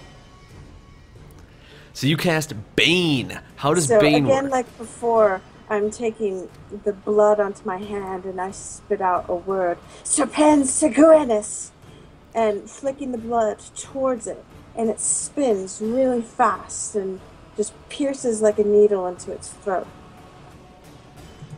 What does Bane do? Like the actual ability? Up to 3 creatures of my choice that I see within range must make charisma saving throws. Whenever a target that fails this saving throw makes an attack roll or saving throw before the spell ends, the target must roll a d4 and subtract the number rolled from the attack or saving throw. Cool. That's only on attack rolls, right? Attack or saving. Attack or saving. All right, sweet. And it's got. It's like Bane. inverse inspiration. Yeah. Okay, so you sort of fling out your blood, and it fans out like needles as it sort of flies at this creature and sinks itself into it. You can see the creature sort of like roar its head as it rears back. But as you make collision with it, it's like sort of hunches its feet down in the ground. Its claws go deep into the soot, and as it rears its head back, it roars. Cantharion, you are so close to it that you can feel the roar against your body. Any free moving cloth upon you sort of flows backwards, and you can almost feel the skin go back on your face. But what you feel more than the force of that roar is anybody within 25 feet of this thing. So who's within 25 feet? That would be these guys right here. That would not be Vincent? No, I'm gonna say it's Vincent. The only one who doesn't get hit by this is Venator. Everyone within 25 feet of it takes 2 points of fire damage. An enormous AoE of fire. You don't see the actual flames, but the air itself around you begins to like superheat itself as this thing sort of barks out. So it's gonna do that. It does 2 points of damage to all you guys that are around it. And then it's going to go ahead and make an attack against Cantharion. So as it does that, it sort of like swings, it barks out and then swings its paw down at you from above. Cantharion, what's your AC? No, 19. 19? It pulls its paw down and smashes it against you, but you're able to like sort of bring your shield around out of the way and like sort of drag its paw away. Scratches go against the metal, but it doesn't make any sort of it doesn't catch against you, so you take no damage there. Next up is that really Venator. annoying sound. It's that like the grind. Oh, I hate that. It makes that sort of like when you're like pulling like a. I imagine like when you accidentally put down a wheelbarrow on the concrete and just slides against the concrete. Yeah, it doesn't sound very good. Venator, you're up next. Can I tell if this beast is magical by chance? It is definitely magical. Okay. Well, I mean, it affects how I would play the game. If it's not magical, then I would this would completely change how. He's got fire on him, but it's like it's natural. It is certainly magical. This is nothing that you have seen before. This is nothing that any of you have seen before, except the only similar thing that you could possibly think of is that ink dragon that you saw before. Okay, I'm going to cast Hunter's Mark as a bonus action onto the beast. And I can run up to 35 feet, so I'm going to run up to Cantharion. And then I'm going to swing at it with my longsword.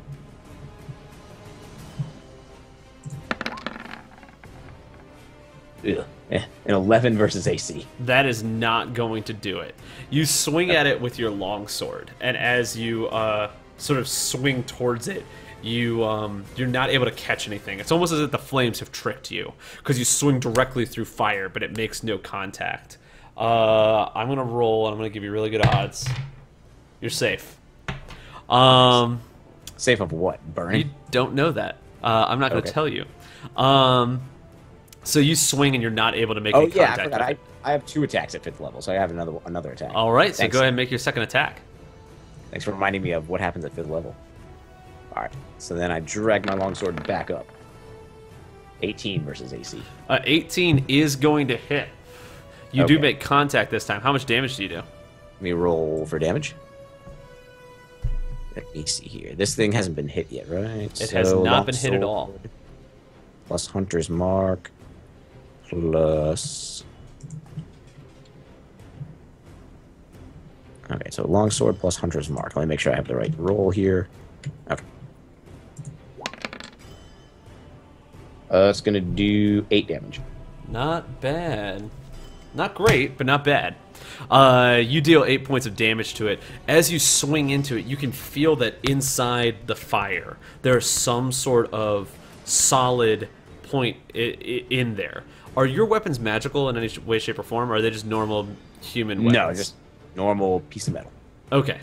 You swing and you hit it, and just nothing seems to happen there. Your weapon feels warmer. Clearly, the heat coming from this thing is affecting your weapon in some way, but it doesn't affect it to any way that you would feel any need to do anything about it. Grisham, you are up next. If your turn's over, you pass turn. I'm gonna go with yes. Grisham, go. I'm going to take out my water skin, and I'm going to dump the rest of my water skin on myself, getting myself wet, my clothing especially. And then I'm going to attempt to hide. Okay. Oh, where'd he go?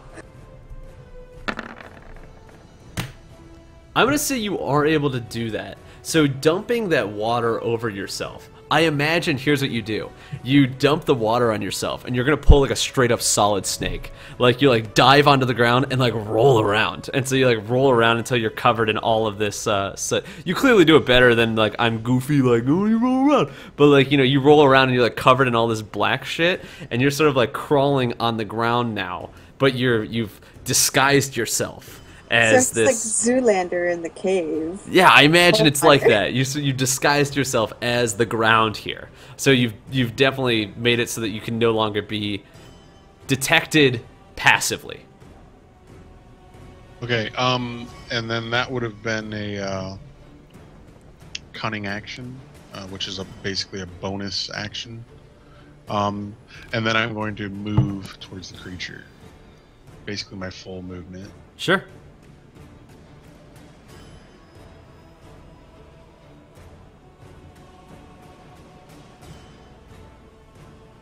And that's my turn, pretty much. All right. You are still cloaked. You're still stealthed, so it can still not passively. It cannot see you. It might be able to actively attempt to find you. Next up is Vincent. All right. I'm going to cast True Strike.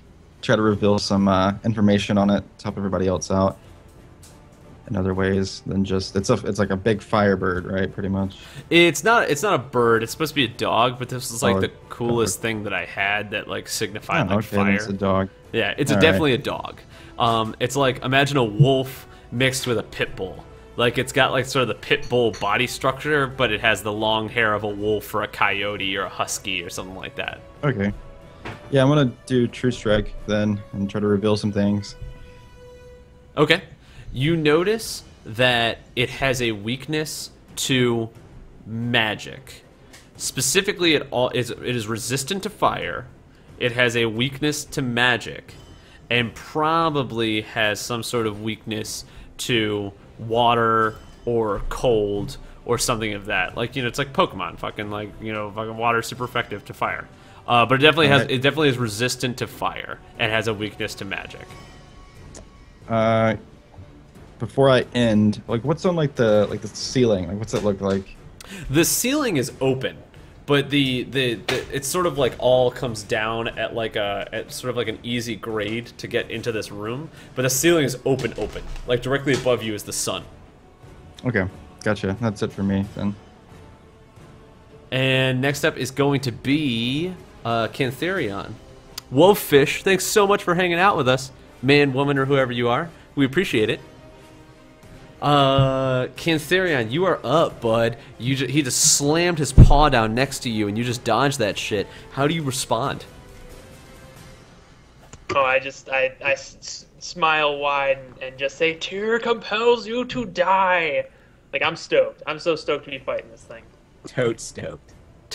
Stoked. And if I do strike, my weapon's gonna flare with holy radiance. It's bright right now, but it's gonna take on like a yellow. We'll see what happens here. I get 2 tries. Yep.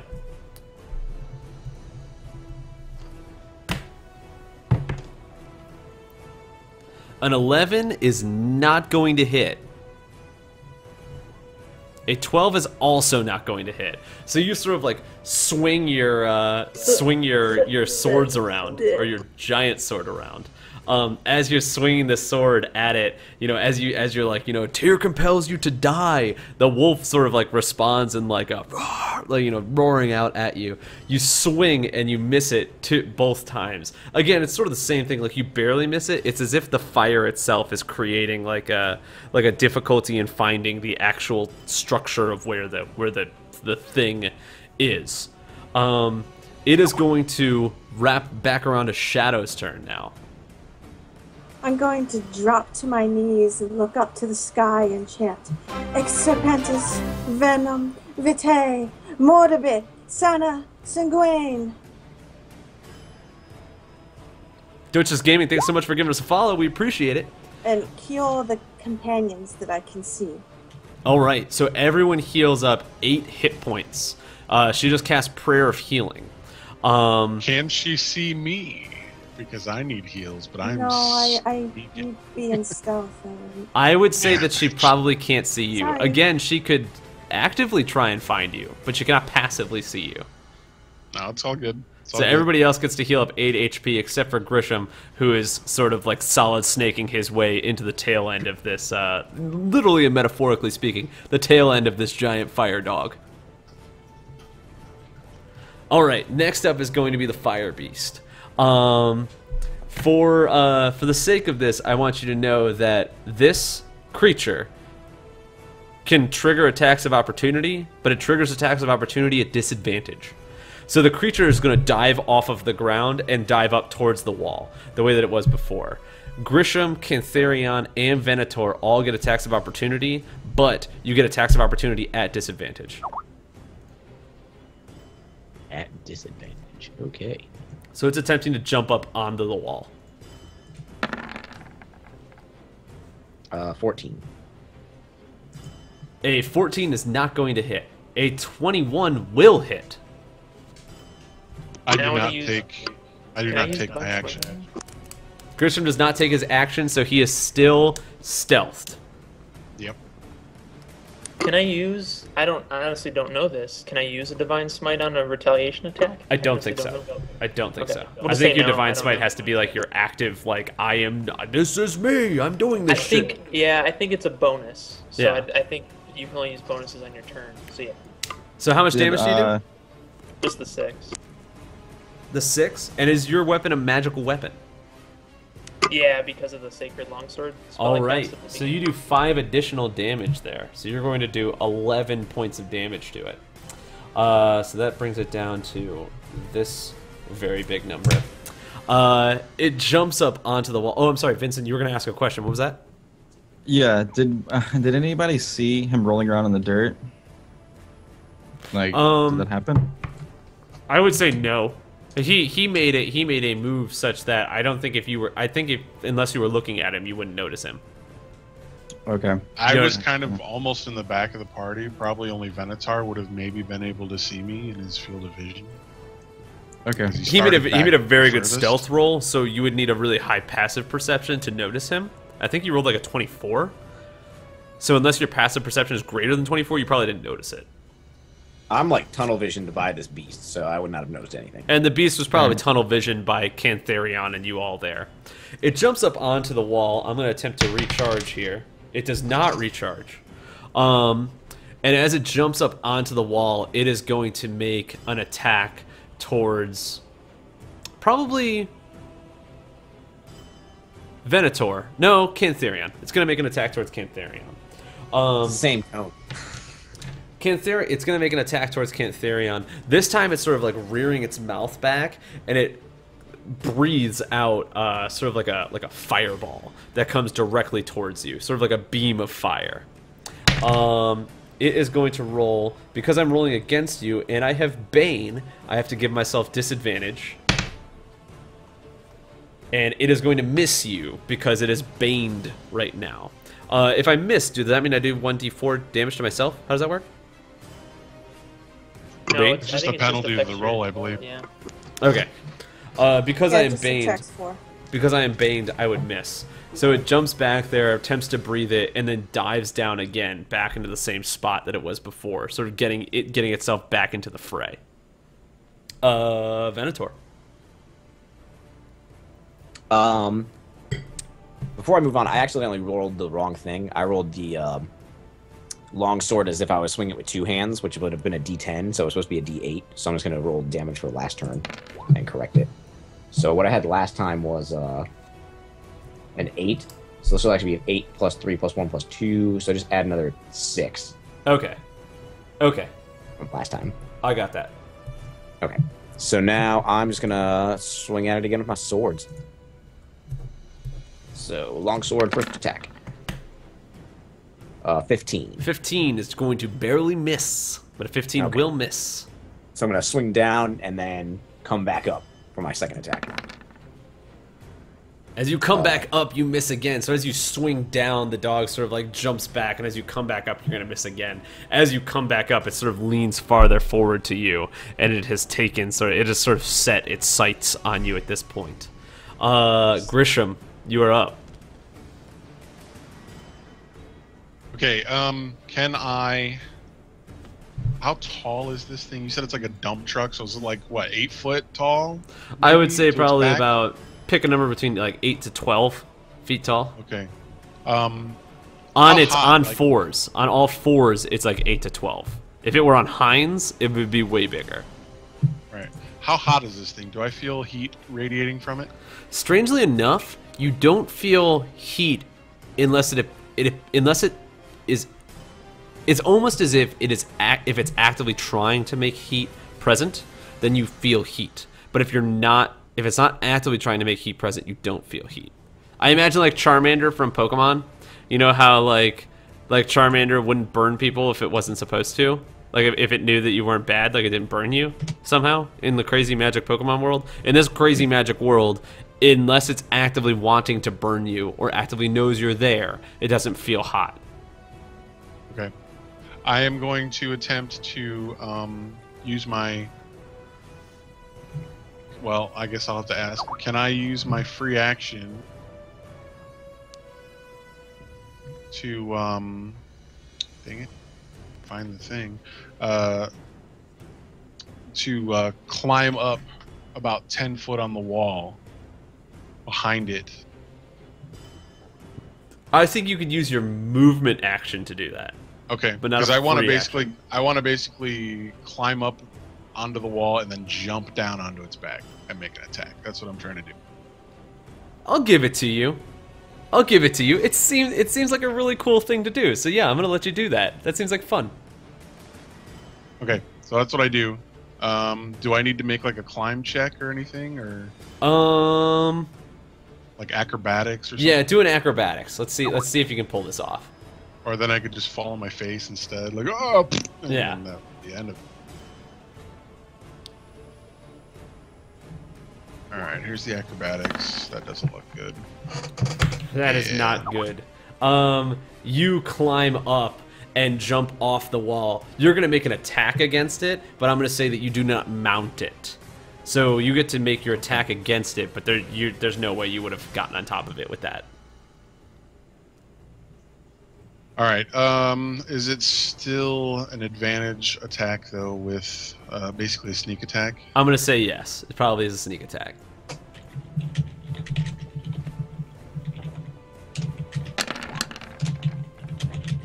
That is going to hit. Is your weapon magical in any way, shape, or form? No, I attacked with the short sword. All It right. gave me a magical dagger, but I didn't use it because I wouldn't know that. So you do a decent amount of damage to it, and it is now very much aware that you are there. So as it was sort of like eyes set on Venator, you sink this dagger deep into the back of it. As you hit it, you now feel heat. Like you are now like, oh, well, it knows I'm here now. And then it turns and sees you behind it. Next up is going to be Vincent. Nice. So where is he after all of that?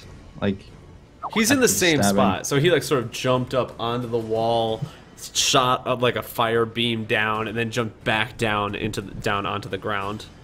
No, I mean Kevin. Oh, he's not actually on top of it. He jumped towards it and like sunk his dagger into it, but then like fell down behind it. So he did not mount I it thought he at was all. doing some like Shadow of the Colossus stuff or whatever. I was trying to jump off the wall like onto its back. Oh, he with totally attack, was trying to but do I- some crazy ass Shadow of the Colossus shit. But yeah, but I missed my jump, so I kind of just stabbed it Alright. instead. All right, I'm gonna go ahead and see how much just a normal chromatic orb of I think it's just cold. It's just called cold damage. Okay. Just gonna see how Come much at me, that bro. affects him. All right, let me do this. I need to do these macros so bad. It's not easy. Oh really? Well, I mean, it can be. It's just looking it up and plugging it in. Yeah, it just takes time.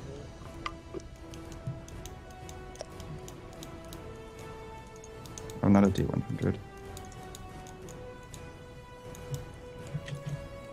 Sorry, I had to look up what it hit. Or what the thing was. Alright. There we go. Sorry, my bad. 21 to hit. That is definitely going to hit. That was a good roll. So go ahead and roll your damage. Alright.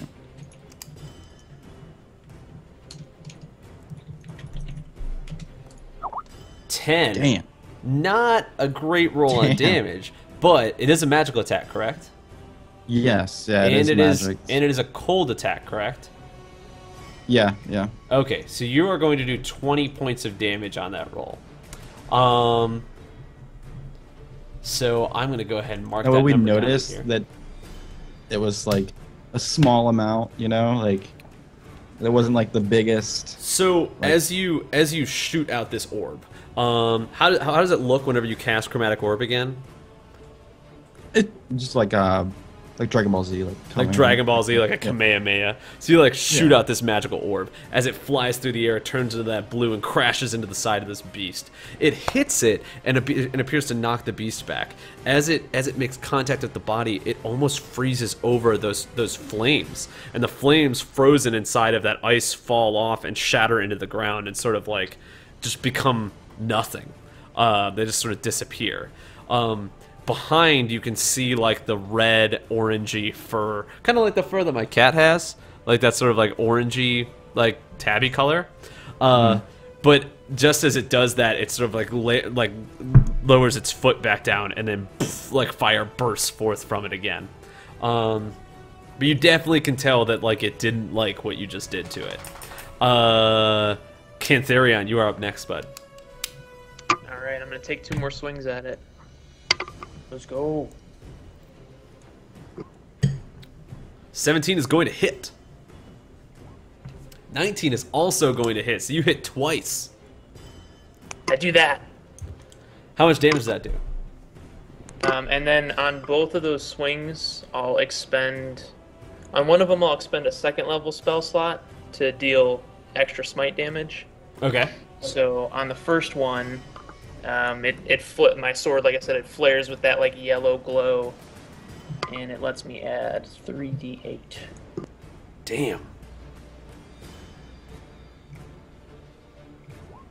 And that's 10 additional holy damage on the first one, and then the second one I'll use a 1st level spell slot, so it's only 2d8.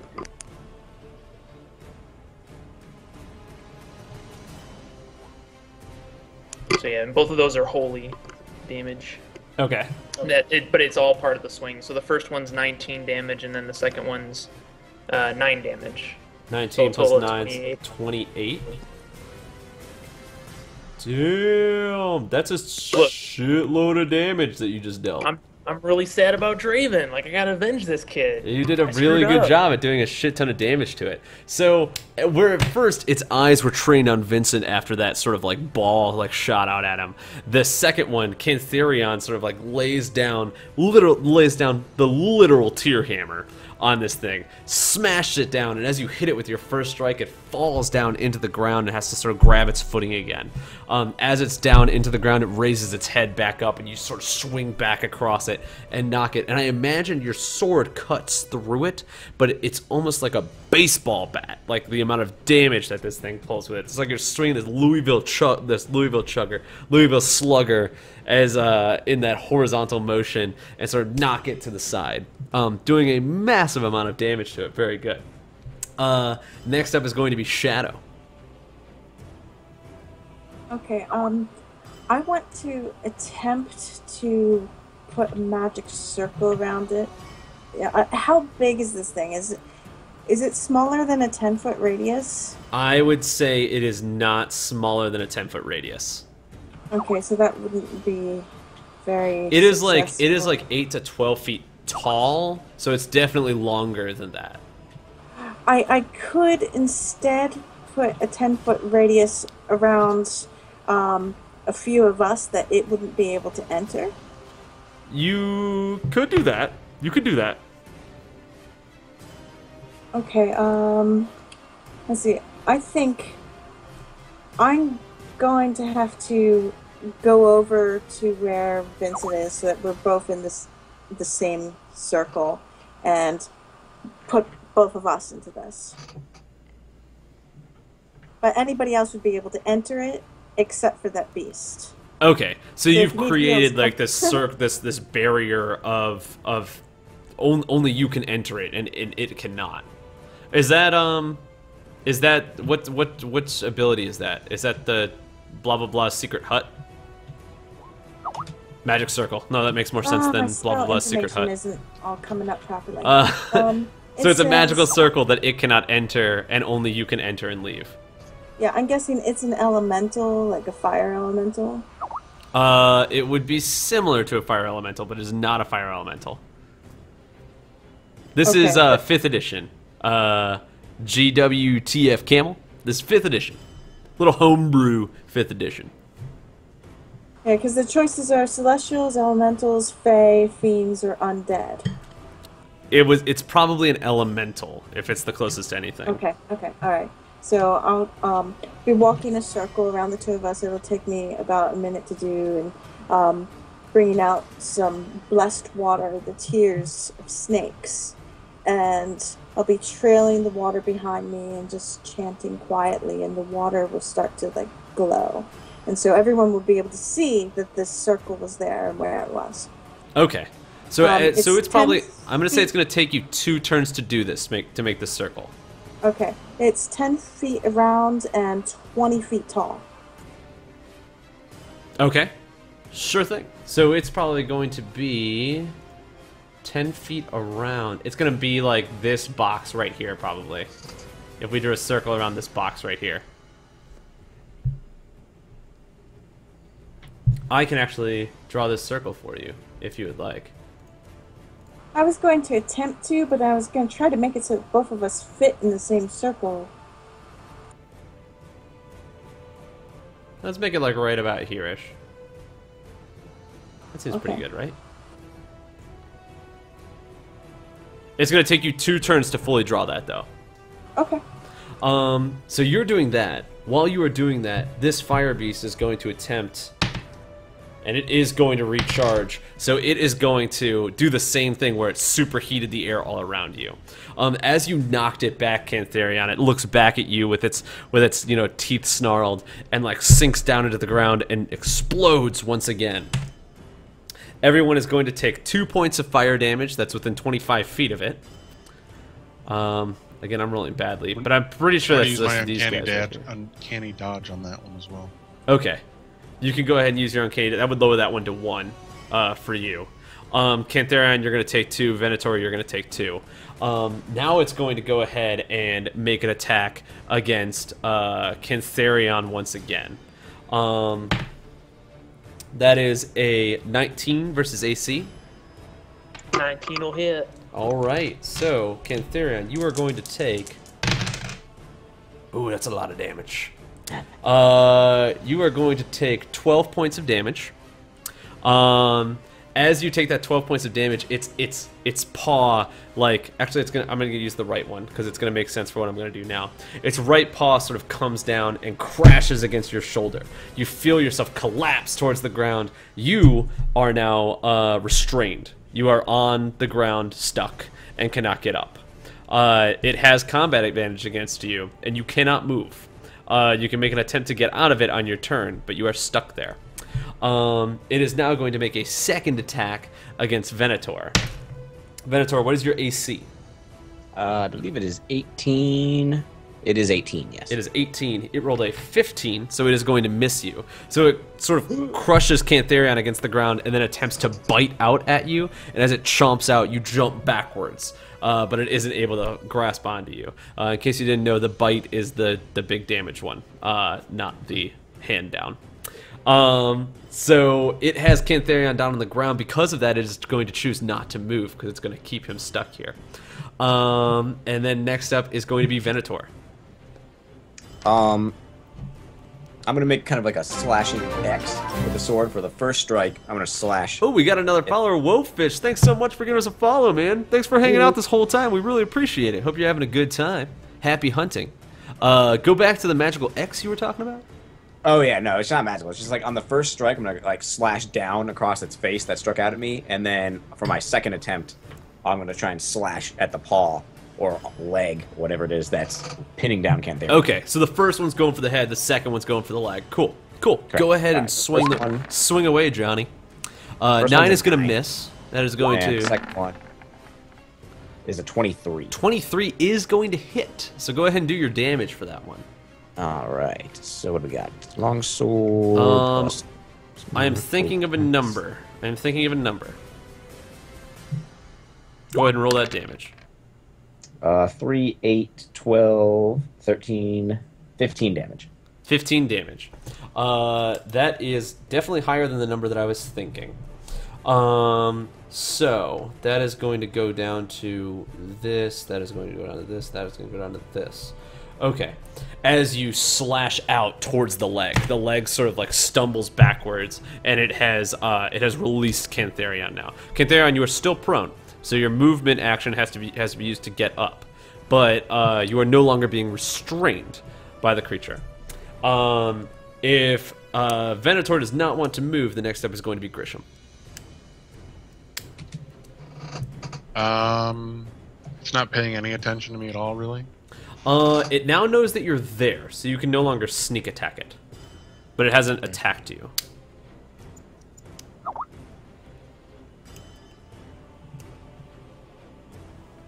I'm just going to attack it again.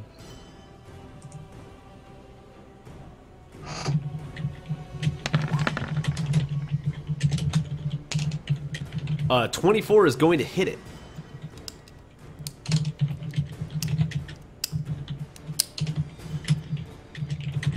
And how much damage is that going to do? Just 6. Oh, You said just I the don't 6? have.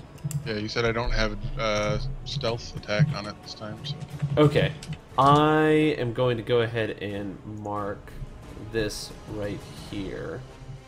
And do you want to move at all? Do you want to use your movement or a second action or anything like that? No, I'm good back here. Okay. As your bonus action, you can also make a cunning ability, right? Like you could attempt to go back into stealth. Yeah, I could, but I'm not going to this turn. Okay. Next up is going to be Vincent.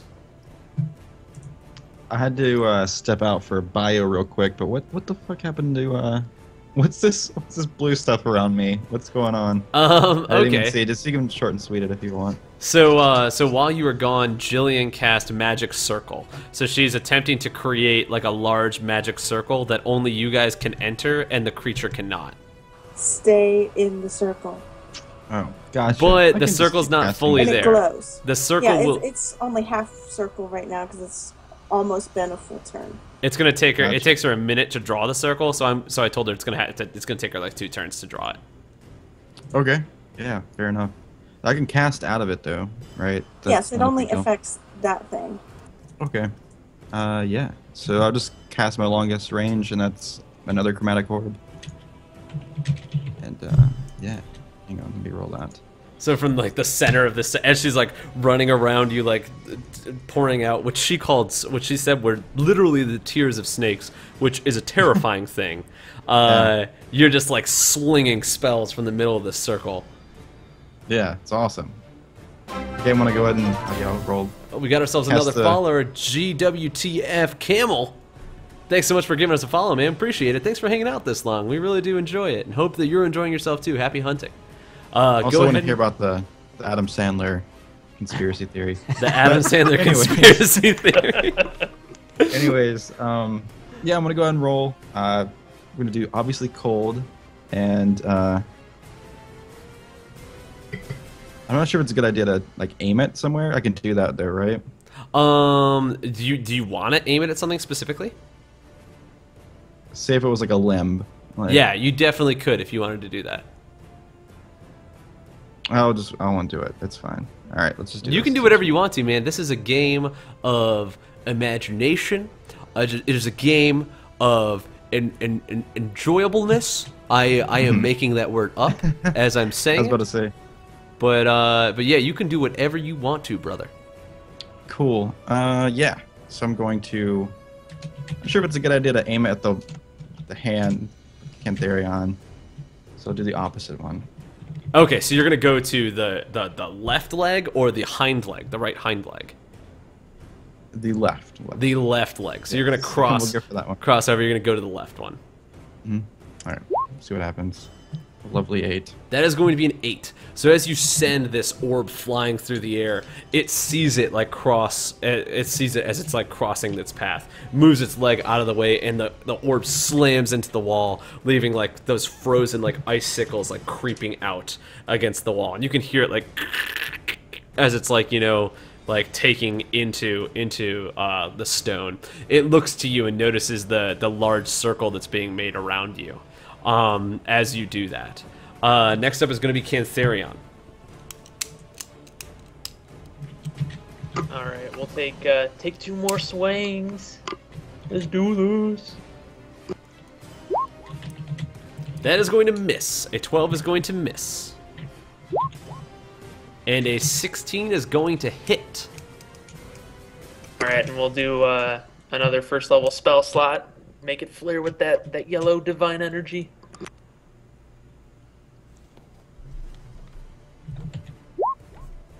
So it's an additional 7 on top of the 11, 18. Alright, that is not bad right there. So that is going to lower it to that. Alright, you do that. On Shadow's turn, you finish creating this magical circle. Is there anything that you want to do? That is your action that you are doing that turn. No, I'll just be staying in this area. I don't really have anything else that I can do. Okay. I am going to attempt to recharge. I do recharge. Everyone within a 25-foot radius, so that's all of you guys, take 5 points of fire damage.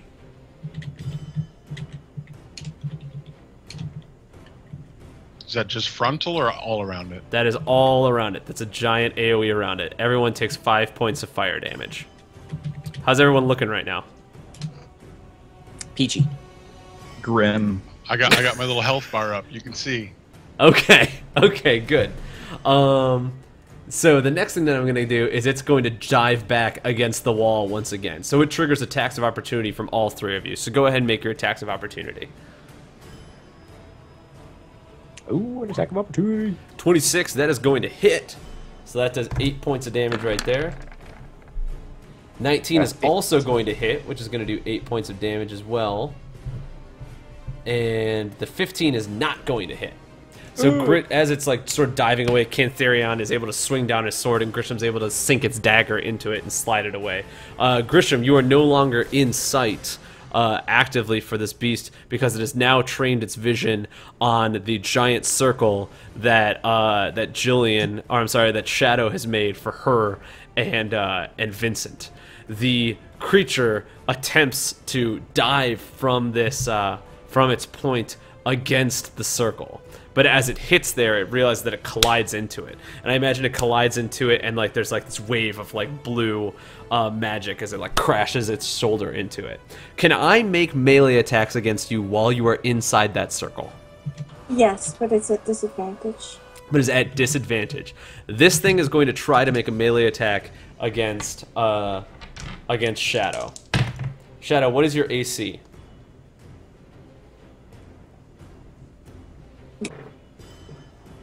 Never Something pathetic. Hold on. Something pathetic? Is it more Isn't it pathetic just than a 10? 15? Like 10 or 11, right? It's 11. It is an 11, so it is going to hit you. It is going to do... it's not bad. It's going to do 9 points of damage to you. What are you at? 21? You are at 21? Yes, because I took the fall damage before, and I only healed up 8, and the magic missile damage didn't help. It's going to do 9 points of damage to you, but I feel like I can't restrain you, because I feel like I can't put the paw into the circle. You know what I mean? So instead, what I'm going to do is I'm going to drag you out of the circle.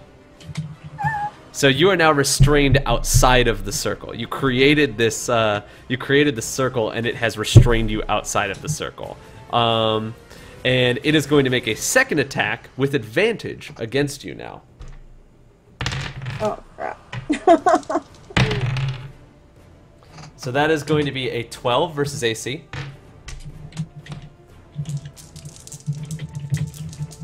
Is that gonna hit? Yeah, I'm 11. All right. You take. Well, I rolled badly, so it's not that bad. 15 points of damage. That's not bad. So it sort of chomps down at you with its bite. It sinks it into you, and you are restrained on the ground. And it is biting into you now. How many hit points are you at? 6. Not looking good, huh? That's unfortunate. Venator, you're up next. Let's see here.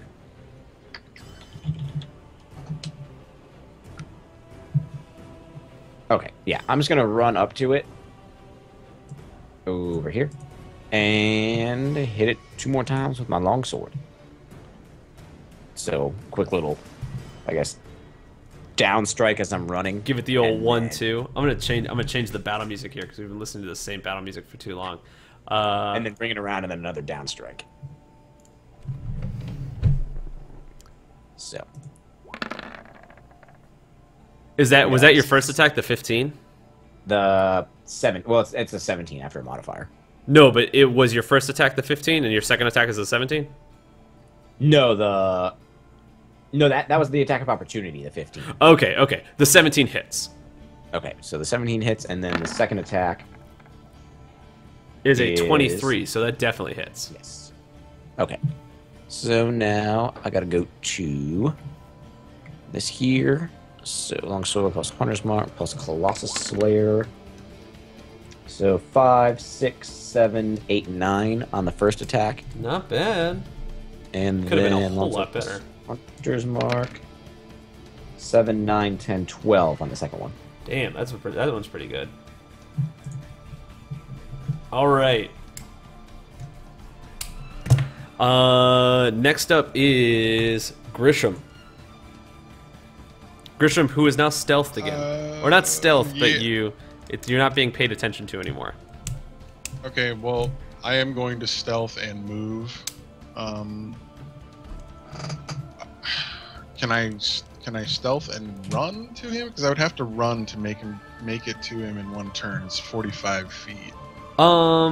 Make a stealth check. If you succeed, I will let you run to him.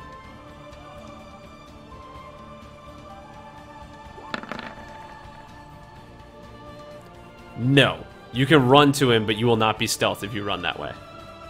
Alright, well, I'm still going to run, because I'm trying to be stealthy, so either way. I am going to basically take a full action movement to the beast again. Okay. So you move back over towards where the beast is, and then you don't have enough movement to make an attack or anything like that, right? Right. Yep. All right. Next up is going to be Cantharion. Oh, I'm sorry, Vincent, from the safety of the circle. I can actually not make a melee attack against Vincent because of where the circle was placed around you. Nice. Yeah. Can I make a ranged attack and have it go inside that circle? Let me double check it. Meanwhile,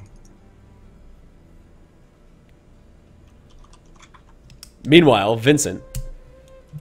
Yeah. I was just making sure this will be cool. This thing is really big, right? Because this is like an AoE spell, and I was gonna see if I could get maybe a little bit extra. It's very big. It is very big. Yeah, it's an AoE. It's like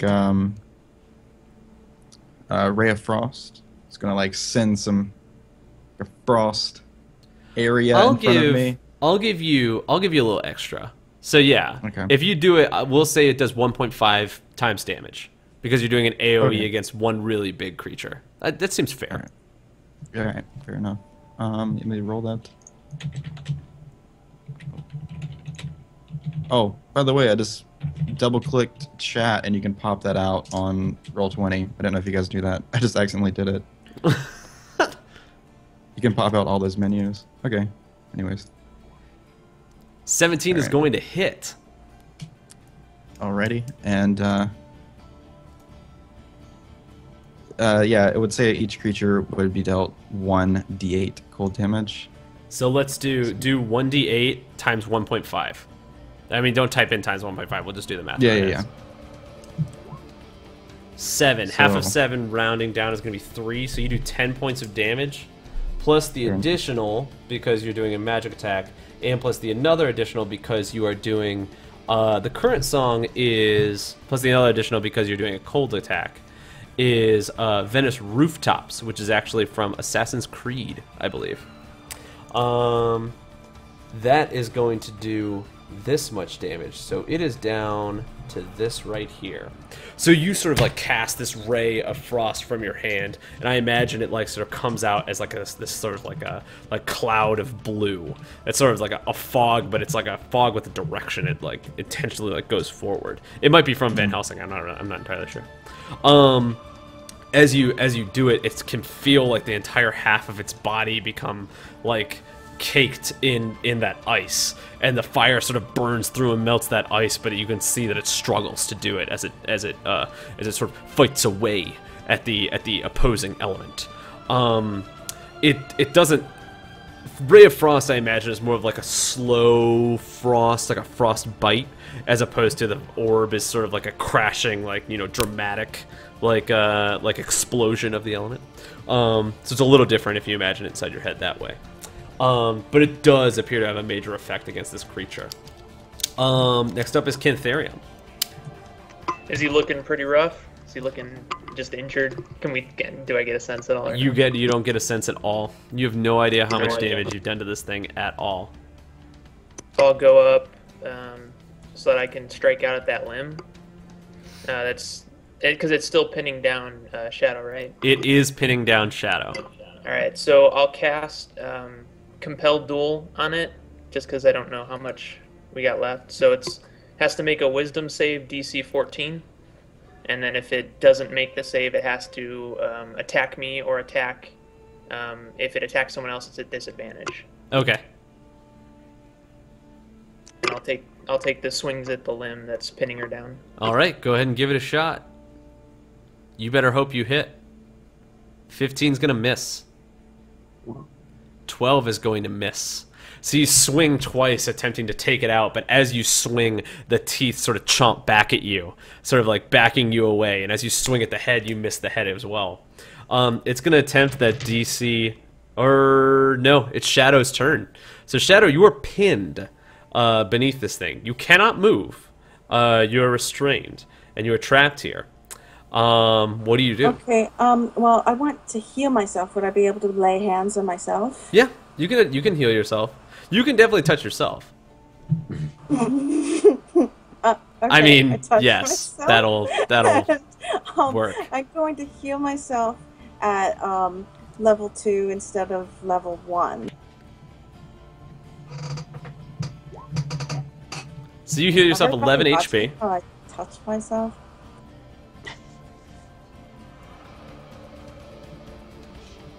And then you cannot move. You are stuck there.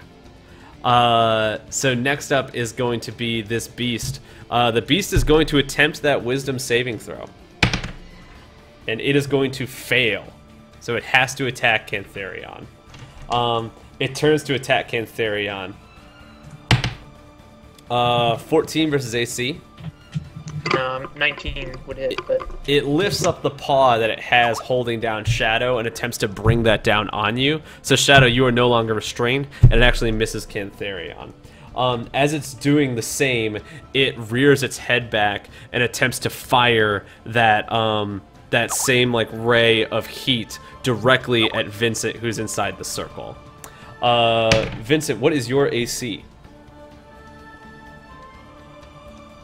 I rolled a 10. It's a 10. It is a 10, so I am going to hit you.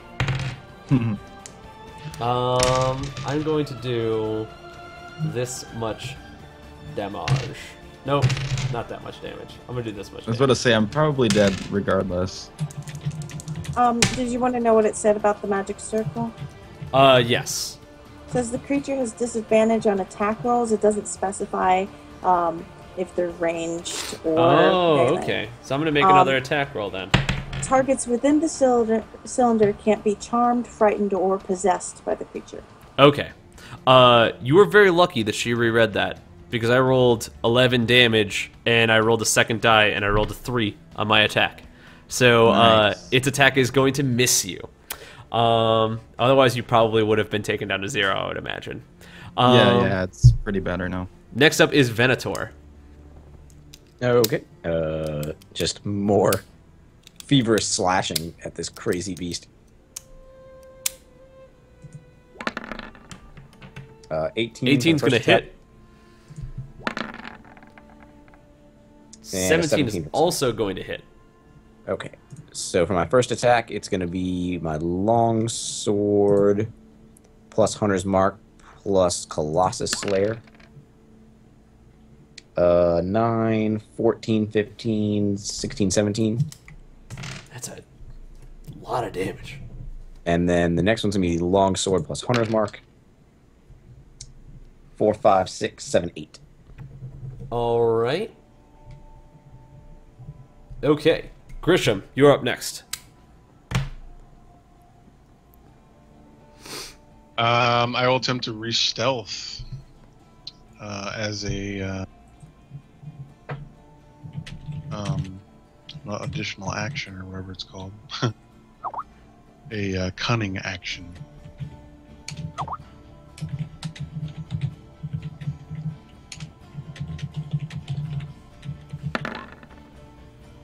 Oh yeah! You will Oh, good. That was the second definitely roll. re-stealth. Not on that second one, though. But you will on that scared first me. one. All right, I'm gonna. Now that I'm stealth, I'm going to stabby it. Okay. Go ahead and roll 900 dice onto the table.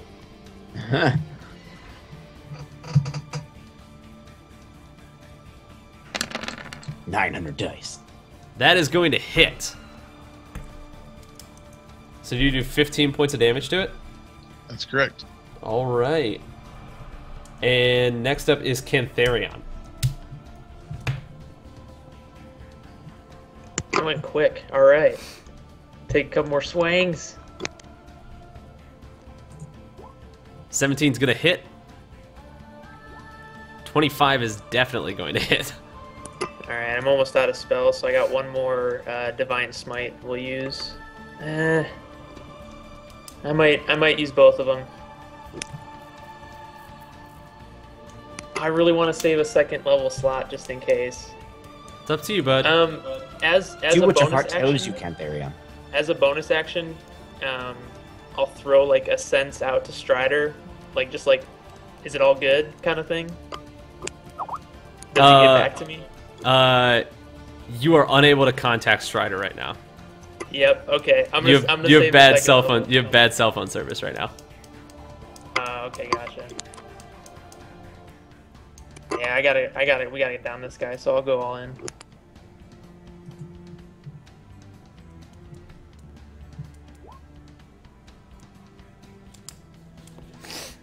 Alright, so totaled up 35 damage. 35 damage. You want to know how much health it had?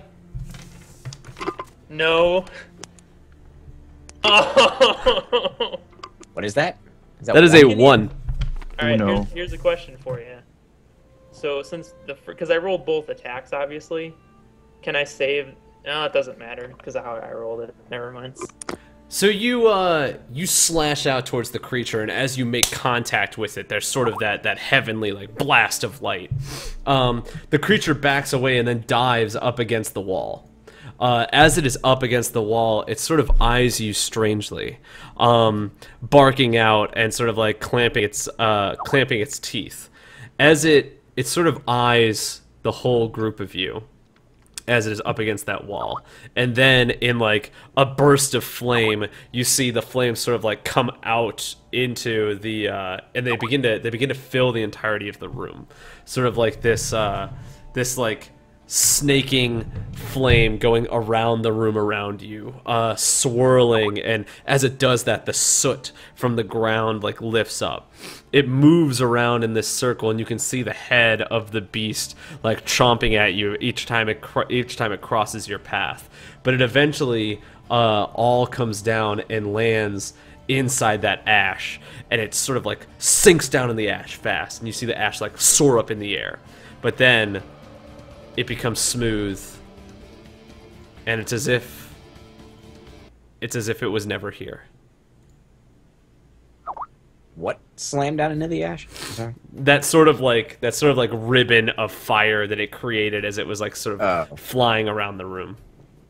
I'll be right back. I'm gonna open another beer. God damn it! Don't we get any loot? It doesn't sound Where's the like fat loots? Yeah, is it like a treasure chest? You gotta play 3rd edition or Pathfinder to get loot in D&D. Damn. Well, I think there was pretty good loot in 4th edition, wasn't there? I didn't really play 4th edition though. I only played it a couple times. I can't remember. I think it was just up to DM. For fun, I'll make him pretend to do the wisdom roll to move away from me because of compelled duel. Yeah, the only I other mean, time he'll totally do it, and regardless of the result, of course, he'll honor the result. that I played All right. like, D&D, Rob. like Yeah. That shirt is Dub T. Oh, the My Bear shirt? There are 10 bears on this shirt. There are 10 Dub T. oh, things. it's like one of those picture things. Yeah. I bought this at Oh, I Venice. see them. That's pretty sweet. Yeah. So enough about my bear shirt. What do you guys do? Hey, Rob. Yeah. Can you roll a wisdom check to see if you can run away from me because of compelled duel? Yeah. I succeed. Oh man, I was so close. I really did though. I rolled a 17. No, you're good. Yeah. Man, Bible thump. He just leaves. Ah. Yeah, So I there's mean, I'll nothing- inspect where he disappeared. You know, Yeah, there's nothing thoroughly like- investigate. Physical left. There's no physical form or any kind of like token. When trophy, if you when you search the ash pile, Cantharion, there is a couple of different things that you can see inside there. There are bones, but it appears as if the bones have been charred black. Like there's nothing to them. And they definitely don't look like they would be the bones of this creature in any way, shape, or form. You can find belongings of people. You can find like, sacks of goods, but everything inside appears to be just burnt beyond use. Occasionally you'll find like, a piece of burlap that is still intact enough that you know that it's actually there. You only find 2 things of any real importance. The first appears to be some sort of leather-bound book that has been burnt very badly as well. The second is a ring. And upon closer inspection, the ring appears to be gold. It's hot to the touch. And when you look at the top of it, you can see a head that looks like that beast. And you can feel the magical energy sort of emanating from this ring. I Yeah, I'll imagine the motion top over. looks like you ever played The Witcher? You know how like The Witcher's little skull thing looks? I imagine it's like that. Like it's this top that has that sort of wolf on it. Yeah, I'll motion over Vincent and say this equipment, this ring, maybe it's connected to the beast somehow. Can you make anything of it? I think it'd be better suited for that detect magic over there. Well, you know see it's anything. magical. I might It be is. able to It is definitely identify it. magical. I might be able to identify it. Bring it to me. So if I pick it up, does it like burn me? It does not burn you. It feels hot to the touch. You know that feeling whenever you spend like an app is running on your phone all day, and for some reason the app never closed, so your like phone is slowly overheating in your pocket, and when you touch it, you're like, wow, this is really fucking like this should not be this hot. You know, like when you're fucking playing Hearthstone in the bathroom, and then like you never fucking turn it off. Like that's how it feels. Like it shouldn't be this warm, but it doesn't hurt to touch it. Cool. So I'll bring it over to Shadow, just kind of present it, and I'll attempt to identify it. All right. So it's gonna be an Arcana. Well, you identify it, so you can identify that it is a magical ring. You can distinctly tell the markings on it, and that it doesn't appear that it appears otherworldly. It has no blemishes whatsoever. There is nothing there that makes you think that this could have been made by human hands. The craftsmanship is too good. That you're aware of. As far as what the ring does, you have no idea. What how many minutes have passed since the fight began? I would say the fight probably took like maybe 5 minutes in total, maybe. Okay, who has the book? Oh, I left the book is still there. I imagine. I just In kind of like left the ash it. pile? Yeah. Okay, I'm gonna walk over and examine the book, see if I can like interpret what language it is. As you pick up the book, you notice that the inside of it is mostly charred. So much to the point where when you touch the pages, they almost fall apart when you touch them. Almost everything in the book is not readable. But is the book magic at all? The book is not magic. No, the book Okay. has no magic associated with it. When you upon closer inspection of the book, though, you notice that it wasn't a book that was printed. It was probably a book of consolidated notes, or maybe a journal, or maybe like field notes, or maybe like something of that nature. But it was not. It's clearly not a bound book that was made. You know, it's not like, you know, Gulliver's Travels of our D&D universe. It's something different. Upon closer inspection, you do notice that the book appears to have... Hold on one second, I gotta get down to this. The book appears to have a cover. And on the inside cover, although most of it is charred, the leather is still readable. And on the leather, you see a name. And the name is Cecily Nantel. And it says Arc 319, which you also notice is this year. You're on the 319th arc of Oberon. So it is a book from this year that has the name Cecily Nantel.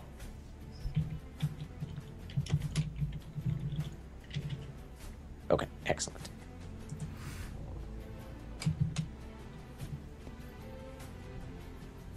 So I just kind of turn over the ring in my hand. Shadow, do you have any insight?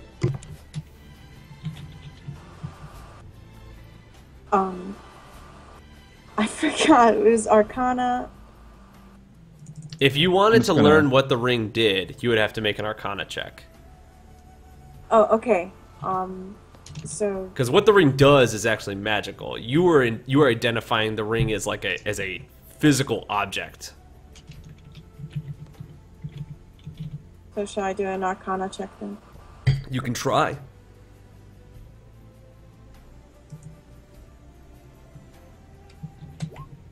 Damn.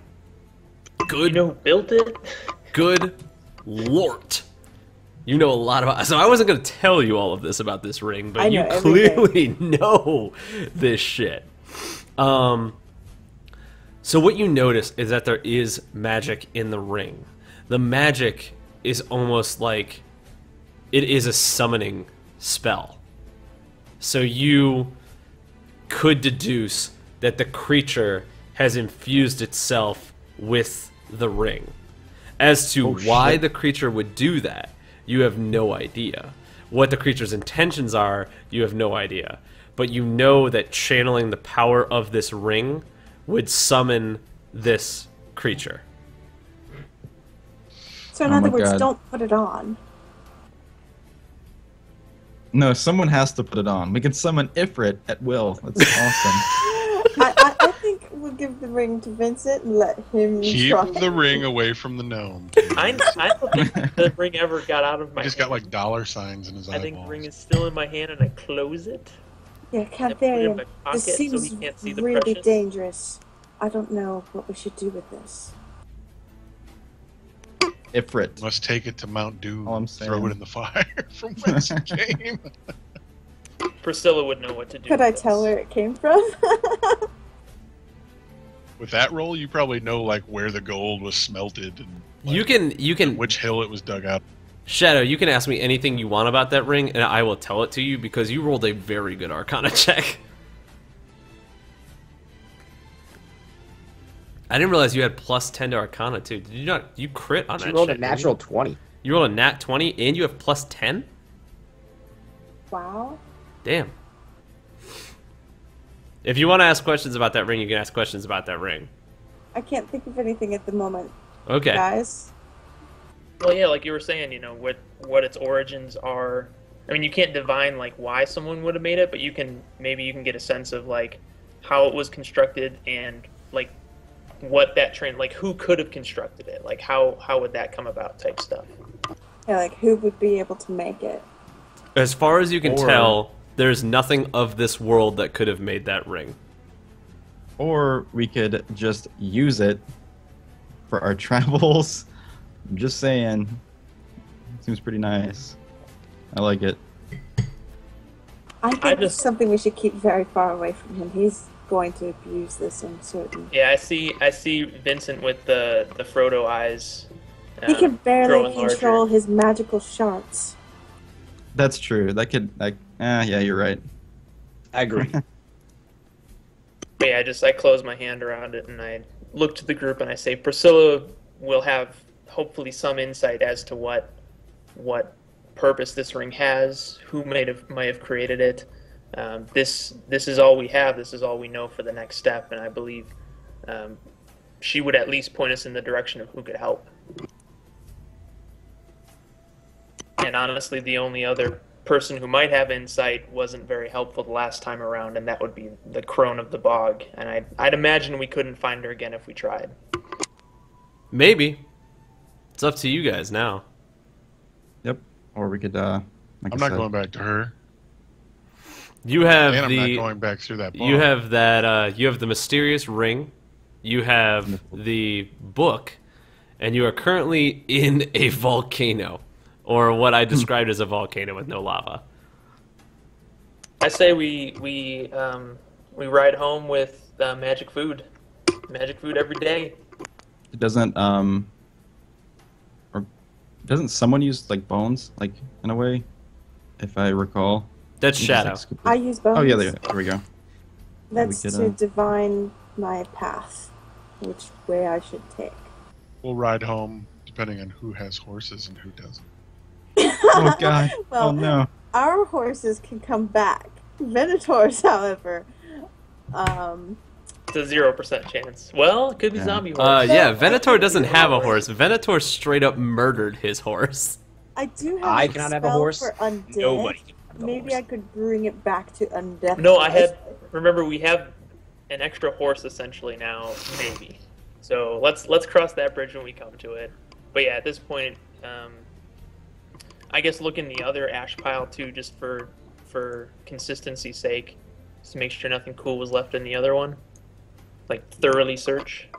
When you search in the second ash pile, you notice some of the same things. Weapons that have been melted down to like to the smelted, ruined versions of themselves.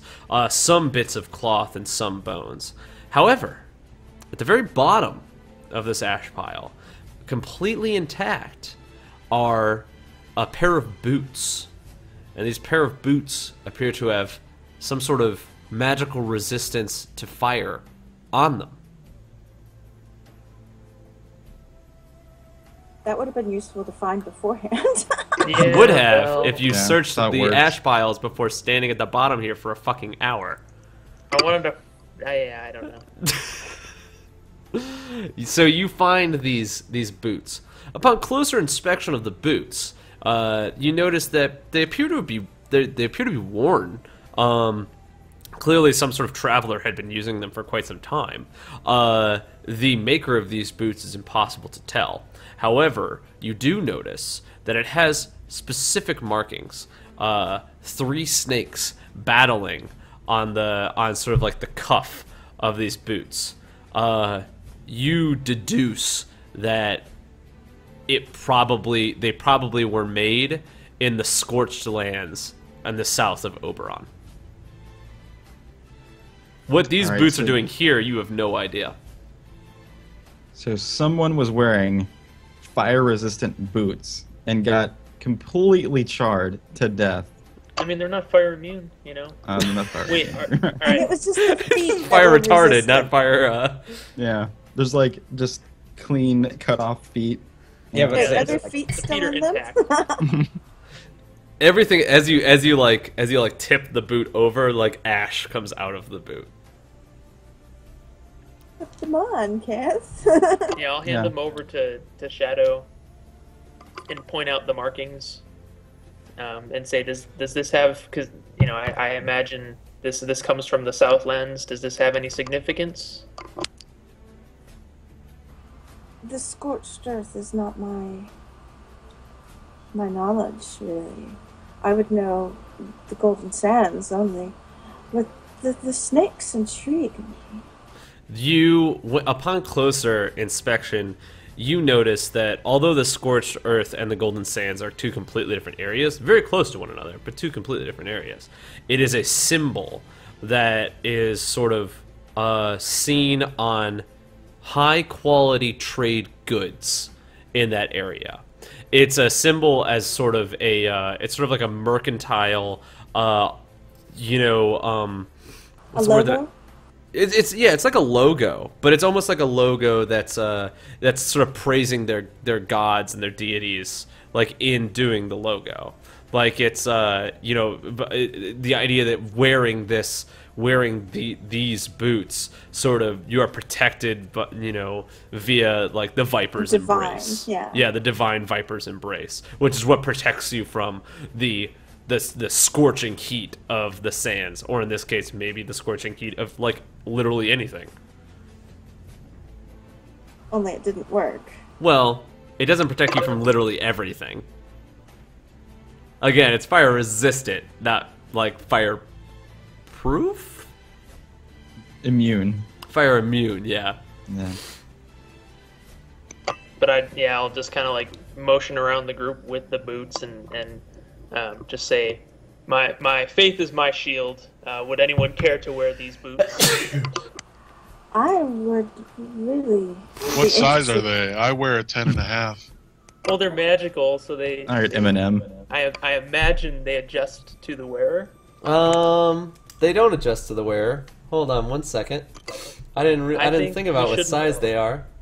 You should not buy anything Are from they that women's? that person who constructs them then, because that's bad magic. I am going to say that each of you individually has a different foot size, and the size of boots are none of you, because I rolled a 6. The boots appear to be a size 9 a size 10 in men's, which means that they would fit Grisham's feet. Is that U.S. or European? That's a European, obviously. He's a half I elf. could have had petite African or European swap? 6 in women's. These boots would fit Grisham, possibly Venator with a. Who's bigger, Grisham or Venator? I'm 5'10". I have to look. 5'9". It would be a snug fit, but Venator probably could fit in these boots as well. What about the ring? What's the ring size? The ring size is magic size. fit The in ring the Rings ring. in my pocket, and I just go, what ring? the ring would fit anyone. Vincent, if you want a ring, I have a ring you can have. I'll pass. Oh, you don't want that ring? That's a good ring to have. Give that ring to Venator. That's caused all kinds of problems. But it would be interesting. gosh. In case anybody is watching this right now, they don't know. Grisham has a ring on him right now that would frame him for murder, or would frame anybody for murder if they were to take that ring and be found with it.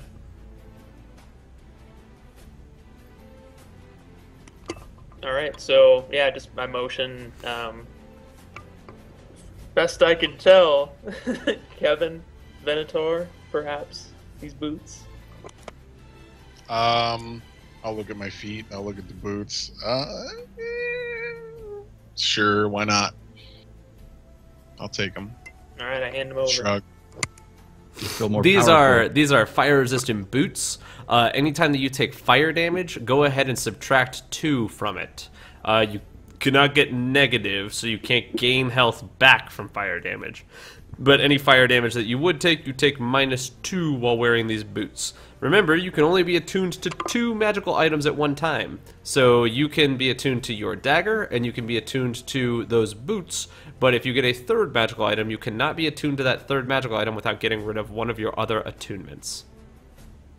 Yeah, I don't think I'm even attuned to the dagger. You haven't been attuned to the dagger yet, but you could attune to the dagger if you wanted to. You cannot wear the boots and be magical without attuning them to your body. You can also give those boots to anybody else at any time, but right now, for the sake of arguing, unless you had somebody fit those boots, they're only going to fit you or maybe Venator. So, what do you do, guys? You have a magic ring. You have a book. Yeah, at this point, we've explored everything that I know to explore. So, yeah, I just motion to the group and I suggest we head back to the Church of Redemption and see what Priscilla has to tell us about this ring. Can't they? And are you able to call the horses to us to meet us at the bottom of the mountain? I'll try again to reach out to Strider. Be like, what's up, buddy? You are able to make a connection with Strider. Strider is still outside. Is all clear on the Western Front? Strider is a horse and unable to respond. Well, no, I mean it's a telepathic bond, and he has an intelligence of 6, so he can form like concepts. He'll let you know that the Strider grass is responds very with, tasty. "Oh yeah, I'm fine. I'm doing great." He either Any says other horses? nay or he says Good too? He responds with the latter of of Christian's translations. I mean, yeah, he's basically Mr. Ed. Like he's not like the smartest being out there, but yeah, he might can be a force whisperer, he can make but conversation. He's not a paladin whisperer.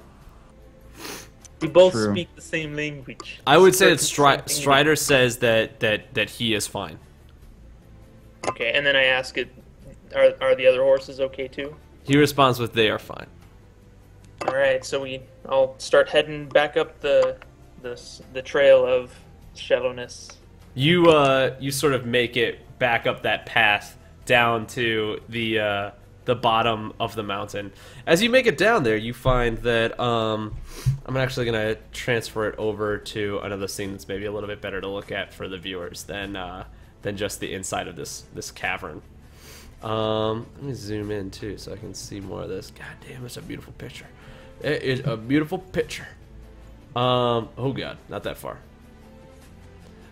So you make it back down to the bottom side of this mountain. Upon making it down, you find that all your horses are down there, except for the corpse of one horse, which has been mercilessly slaughtered at the foot of this mountain. You begin to realize that perhaps the Viper Gods work in mysterious ways, and that maybe the loss that they were speaking of was not to come at the hands of anyone else, but perhaps to come at the hands of yourselves.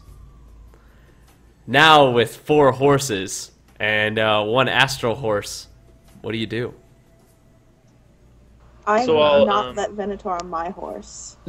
So I'll untether the horses, and I'll take the reins of the war horse I was riding and motion to Venator, and I give him a stern look and I say, "Respect this horse, Don't kill this one. or you will regret it." You mean And I the just- you mean the horse with no saddlebags or gear on it? Well, Lost it's in the still he swamp can 'cause ride you it. respected All right? it so much. He can still ride. It's alive. That's better You than dead. You don't want me riding the magical horse? Should we make camp No, here I don't where our trust food you with stores? Strider. Should we make camp here while food stores are still good? The food I conjured will only last for 24 hours, so it's best if we get some rest and eat it. Yeah, Might not taste like much, but it's better than nothing. It'll fill your stomachs. Yeah, I mean, is it still like relatively early in, like it's late afternoon, early evening? I would say it's like late afternoon, probably like 5, 6 o'clock, maybe something like that. Took you a while to climb out of that mountain and then also make it all the way back down the mountain again. You know what I mean? Yeah, I guess let's make camp. It was like high noon at combat. Can I make a like a survival check or something? I'd like to see if I can figure out how to make like a rabbit trap or some kind of makeshift trap to trap a lizard or a, I don't even know what's in the plains over here, but yeah, absolutely, some kind of food, something or other. Go ahead and make a check for me. You want survival? Yeah, survival. There is a perfectly good horse. Oh Lord! Nothing wrong with it. Been sitting for a couple hours. You construct a trap and proceed to watch that trap for like an hour, 2 hours, 3 hours, and like it's like nothing's happening. Meanwhile, like Vincent is like a rock for bait. Vincent is like sitting next to you, like patiently, like trying to get your attention and like gesture to the dead horse. And then back to you, and then gesture to the dead horse. And eventually he feels like, you know, I'm not going to get through to this guy, and just wanders back over to the rest of the party as you continue to stare at this thing that you are 100% sure is going to work. All night.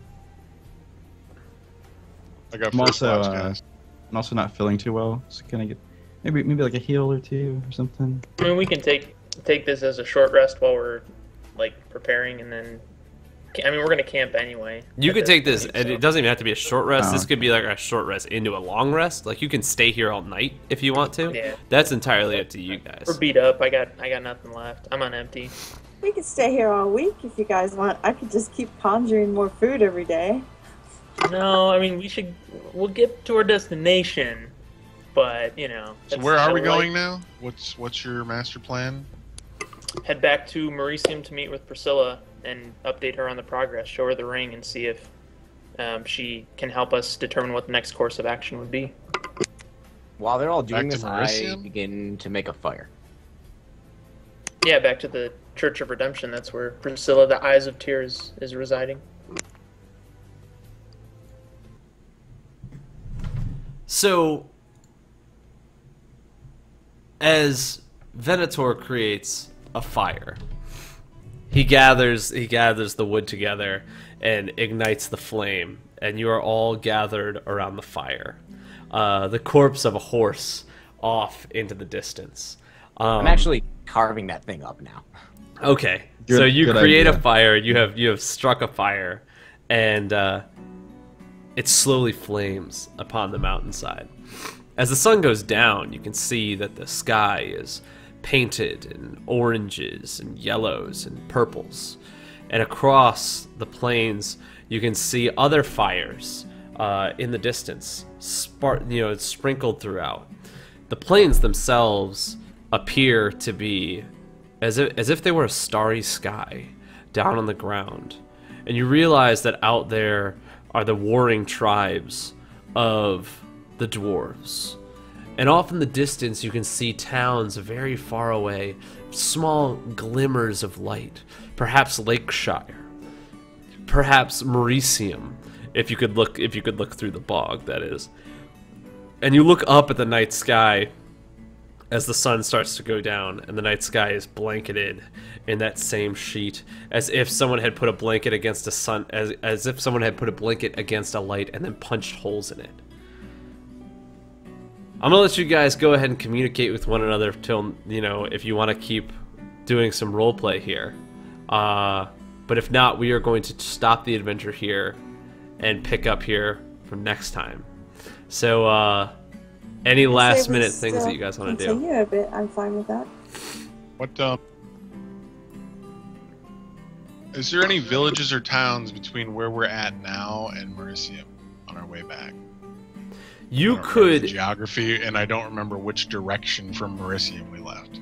You left east of Merisium, so you went off in this direction away from Merisium. There are like cities if you wanted to go to a city, but it's not on the way to Merisium. You might be able to stop in a town if you're able to get your bearings back and get back towards a road. But right now you're pretty far off the road if you wanted to stop at like a town or something like that.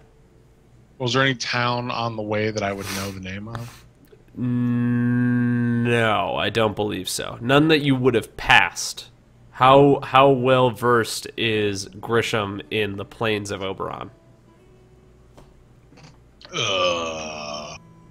Probably not very well. He's more born and bred in the city, so. I think that Grisham knows the city and the underdwellings of the cities and things like that. And I think that Grisham probably knows a couple of different cities pretty well. But I don't think I know the western side because I came from Waterfront. It was my home city, and then I went to Merisium, so I would know like the western areas. I think of the continent better. So I don't think that you would be able to recognize anything out here. You probably know of Lakeshire. Or you probably know of, you know of a couple of different places, but you don't know how to get there from where you are until you hit a road. Now, which city was that? Oh God, what was his name? Shorty. The prince. Shorty. No, the prince guy. Oh, Prince Mance. Prince Mance. What city was he from? Maricor. And which direction from Merisium was that? West. Wonder what's going on with that. You guys have been gone for a while now. So that's the direction that we came, was west. So how far away from you went from the west back to Merisium to the east. Do you want to pull up the map for the viewers so they'd be able to see that? What you mean for the players? Because I'm confused.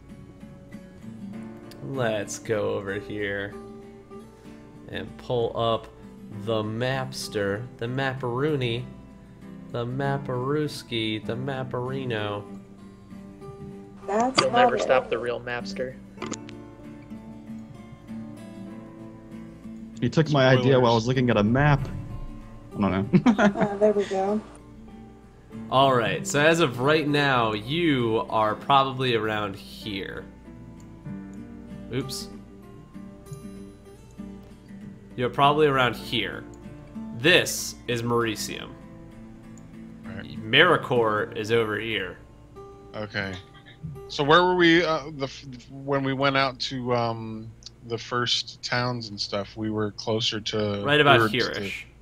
Okay.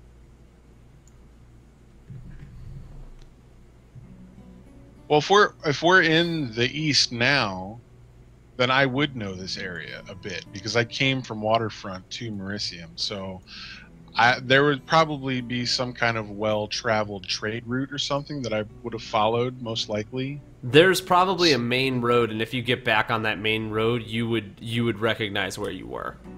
But as of where you are right now, you don't. For everyone who's watching, Grisham came from Waterfront, which is all the way out here. Pretty far away from Merisium, which is the main capital city. But we're kind of in the middle of no man's land, sort of like southeastern of Lakeshire. That would be correct. How's that horse coming?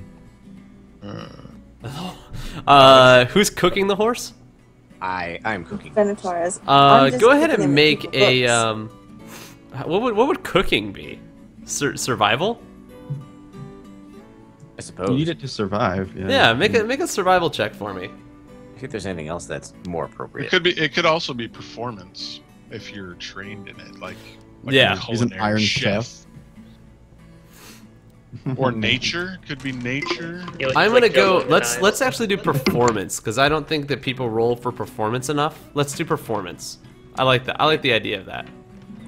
I want to make it. I want to make it worthwhile to be able to perform at something. It doesn't necessarily make sense that it's charisma based though. For Yeah, cooking. performance would be more like acting or MK singing. Gamer Girl says survival. He's gonna flip a shrimp in his hat or something. Okay, let's do survival then. So MK Gamer Girl says survival. So let's do survival. That horse is looking a little well done. It's dark. It's dark. Hard to see. It's gonna be a little. It is a horse. I mean, Gonna be a little stringy. Gonna be a little. Gonna be a little tender. I'm quite satisfied to eat my gruel rather than. Yeah, I'll stick with the space rations. I'll eat grass before I eat a horse, especially one that was ridden by a party member. Thanks. That's just not right. Venator and Vincent might be eating that whole thing by themselves. So is there any? No, go ahead. Cantherian, on our way back, did you want to try to find the road, perhaps, to make our travel a little easier? There should be the main road. Yeah, I certainly to wouldn't. Mericium should be around, probably up to our north a little bit, is my guess, but I don't know exactly where it would be. Yeah, I certainly wouldn't want to get into any more conflicts with the local tribes. So yeah, if you think north, kind of bearing a little bit northwest, maybe we still kind of head in that direction. It would get us out of the dwarven country, and perhaps into more civilized lands, and could be safer for us traveling. Maybe we could even stop at a town or two on the way back, rest in an inn or a tavern. Certainly wouldn't mind some fresh supplies as much as I appreciate Shadow's rations saving the day. And the horse. You gesture towards the fire, where Venator continues to poke at already well-cooked meat. I just want to forget about the horse. But yeah, as all that's kind of happening, as that's going in the background, I want to like kind of separate myself from the group a little bit and go off into the shadow a little bit, just so I can say like I can just be alone relatively, and then say like a prayer to Tyr. Like I feel like at this point Cantherion like acknowledges that he let his god down and feels like at this point he like made up for it, so he's just gonna like go off on his own and say a prayer kind of out loud, just to say, you know, thank you for all that you do. I understand that your path is not revealed to ones as low as myself, and thank you for allowing me to walk it, basically, and then wander back to the group. As you say that, you hear like a sort of like a very, very low rolling thunder, and you see like heat lightning in the sky as it gets darker, and you take that as a response from Tyr. Yeah, I'll do the salute before I turn back. Then I'll do that. Tyr does the salute back. Like the clouds open up, and he's like, "Oh, hey, what's up, dude? Sorry about that." It's like Monty Python. Yeah.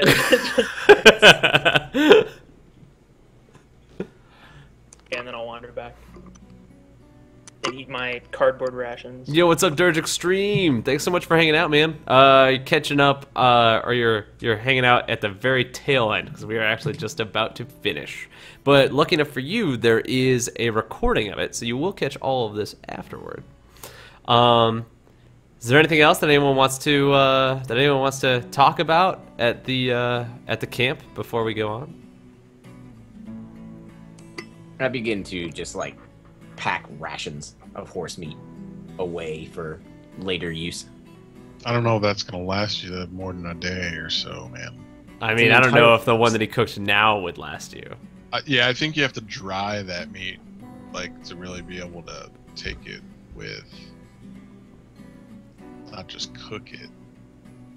I don't know.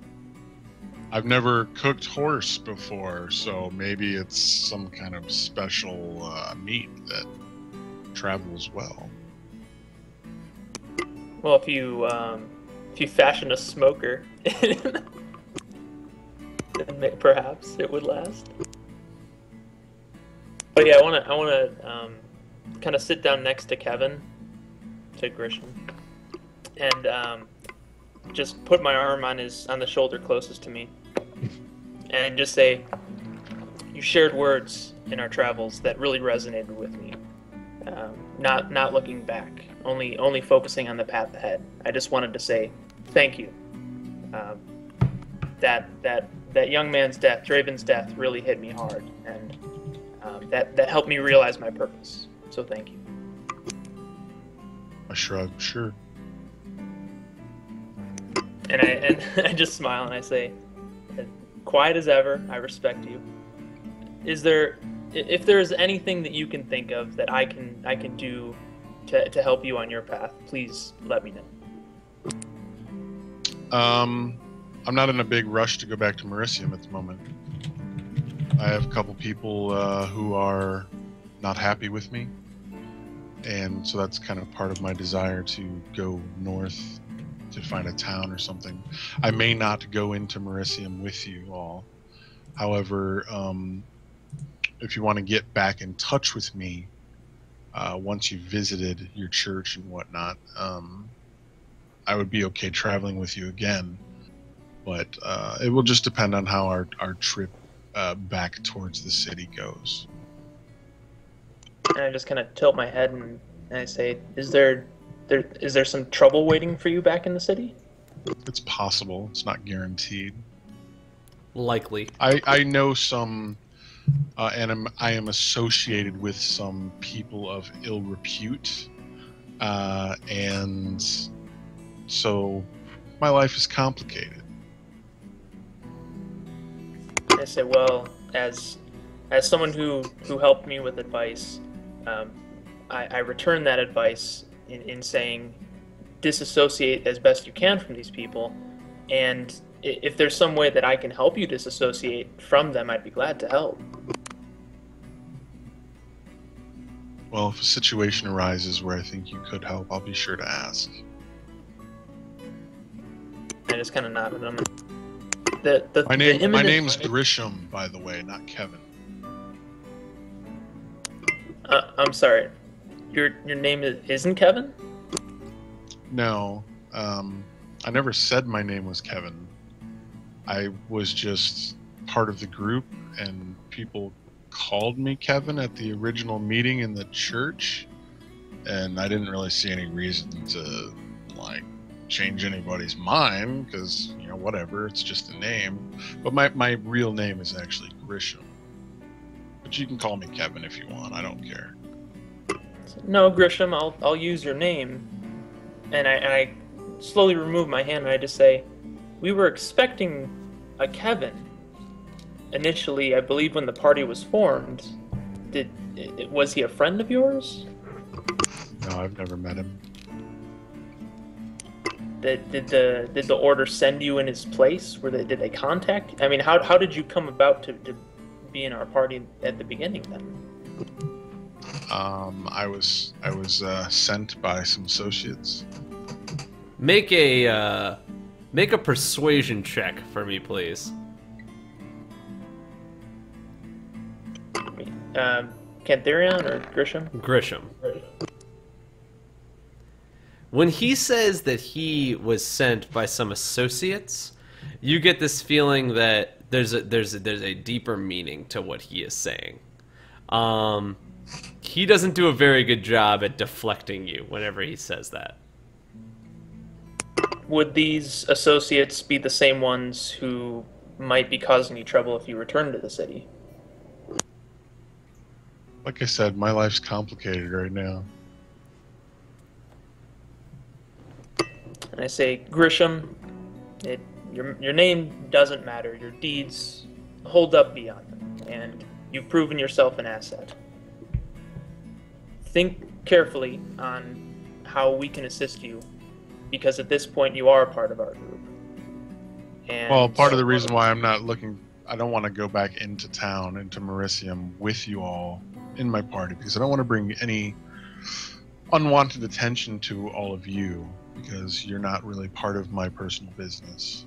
So we'll just leave it at that for now. And if other If any situations arise where I feel like, you know, it would affect the party in any way, then I'll be sure to let you know.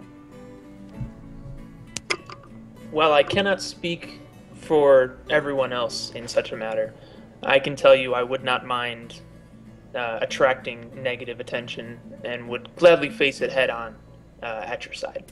And then I just clasp him on the shoulder once more.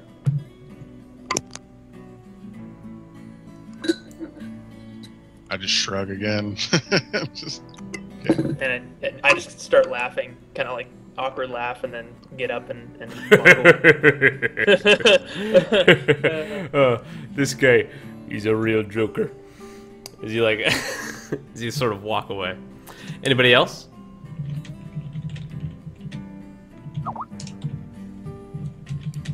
I'm gonna walk over to Vincent and just start to engage him in conversation about the rift, or the what were we calling the ley lines? Yeah, ley lines. What did you feel when you had that magic in you? What was that like? Like right before the missiles? Like Yes, before you attacked us all with missiles. well, you know when you think you're gonna fart, but then it's more than a fart. Very complex. But yeah, pretty much. It's just confusion. You know, like getting hit over the head. It's just 1 minute you're cool, and the next minute you're picking up the pieces.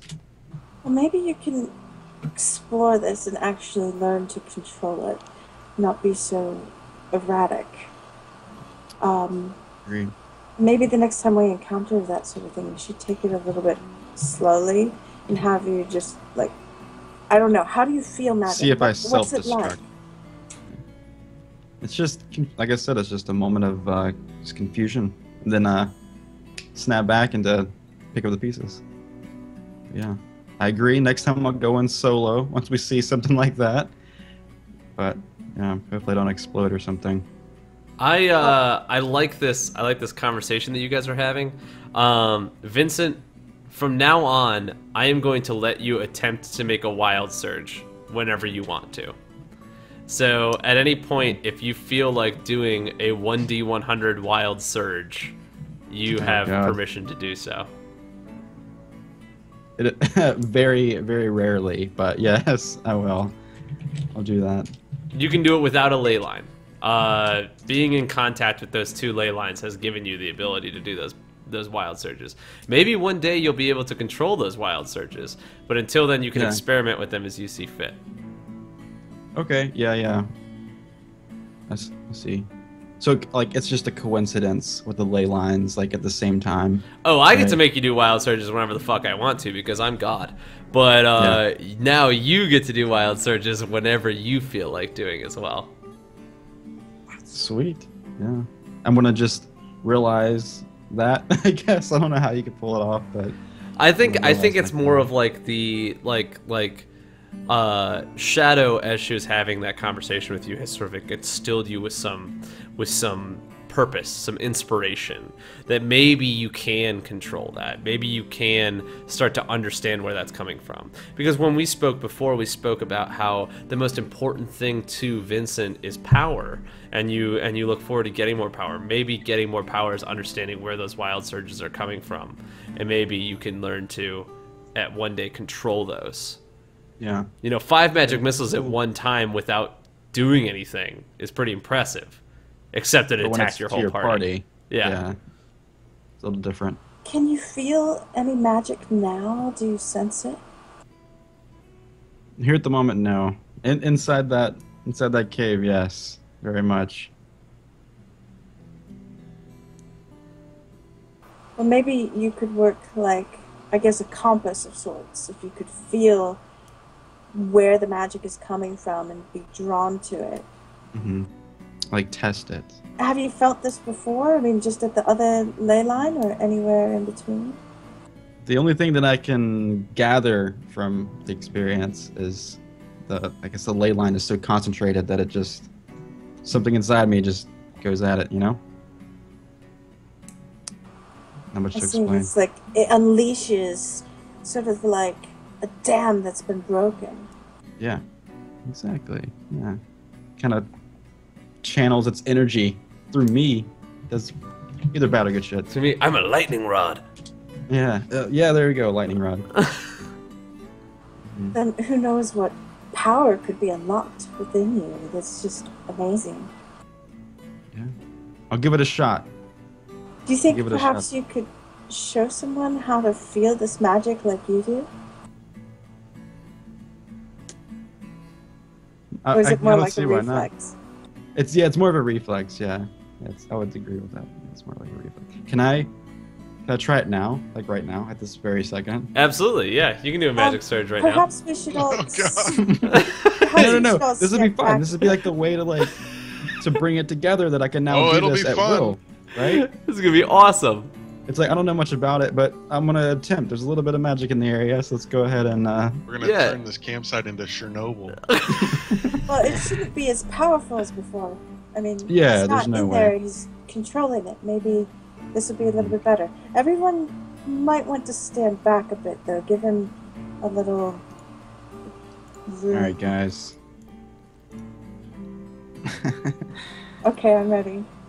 All right, let's do this. I am pulling it up. Does before this goes on, does anybody else besides Shadow and Vincent know that they're about to do this? Or are we My all ears, just like like- doing our thing and just I'd like imagine suddenly this is like during Crackle of the horse. our conversation, essentially. My ears like perk up during their conversation. I'm kind of eavesdropping in on it. All right. So are me and Kanth having our conversation kind of simultaneously to their conversation? I would imagine so, yes.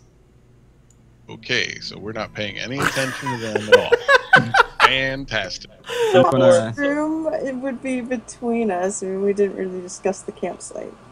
For simplicity's sake, I think right after he says this, like that's when our conversation ends. So now I'm like neither of us know what's going on, but we've finished our conversation. Would, And I'm gonna, would you like- see me backing away from Vincent? I would assume. I'm gonna stand up and do some weird dance, like I need to make it rain right now, but you don't know exactly what to do. Like you didn't read a book or anything. You're just gonna go at it, and this is Okay. like a rain dance that you think it would be. All right, I'm gonna do that, and we're gonna see what happens. Got a 21. Creature It added said a 1 to it, so it's a 20. It added a 1. I don't know why I did that, but Is it added 20? a 1 to it. Actually, it's a 20. Yeah. you cast grease centered on yourself. Roll What does again. that See do? if you Oh can my gosh. cast Mount too. So what does grease do? It's pretty bad next to fires, I think. Like a Well, I mean, campfire. the grease might put out the fire because it's a lot of grease. Slick grease covers the ground in a 10-foot square, centered on a point within a range, and turns into difficult terrain for the duration. When the grease disappears, each creature standing in the area must succeed on a dexterity saving throw or fall prone. So you basically just created like a giant area of like nasty like goo grease shit all over you.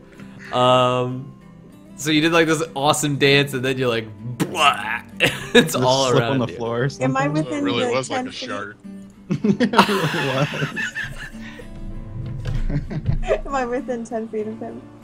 I don't know. Are you? I backed up, but I don't know how Yeah. far back I would have gone. I would think that rain dance would need some clearance, So like, it was pretty far. Was it around the fire?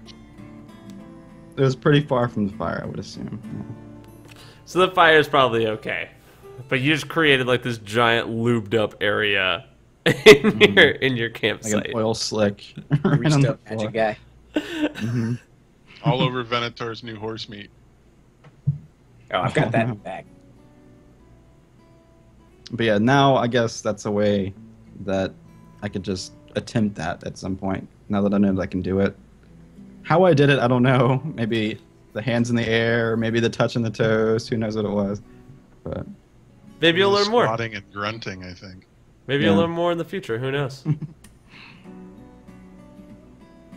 Can I do one more? Do we got time for one more? Yeah, we got time for one more.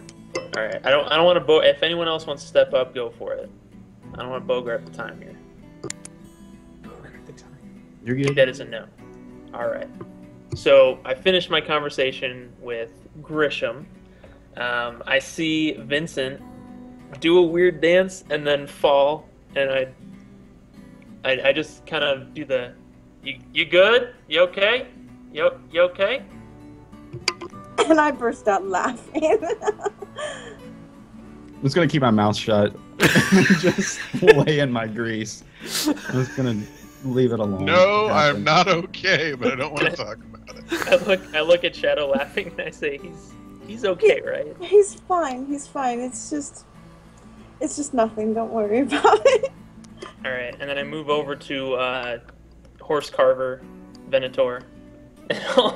I'm guessing at this point, are you done carving up the horse, or are you still going at it?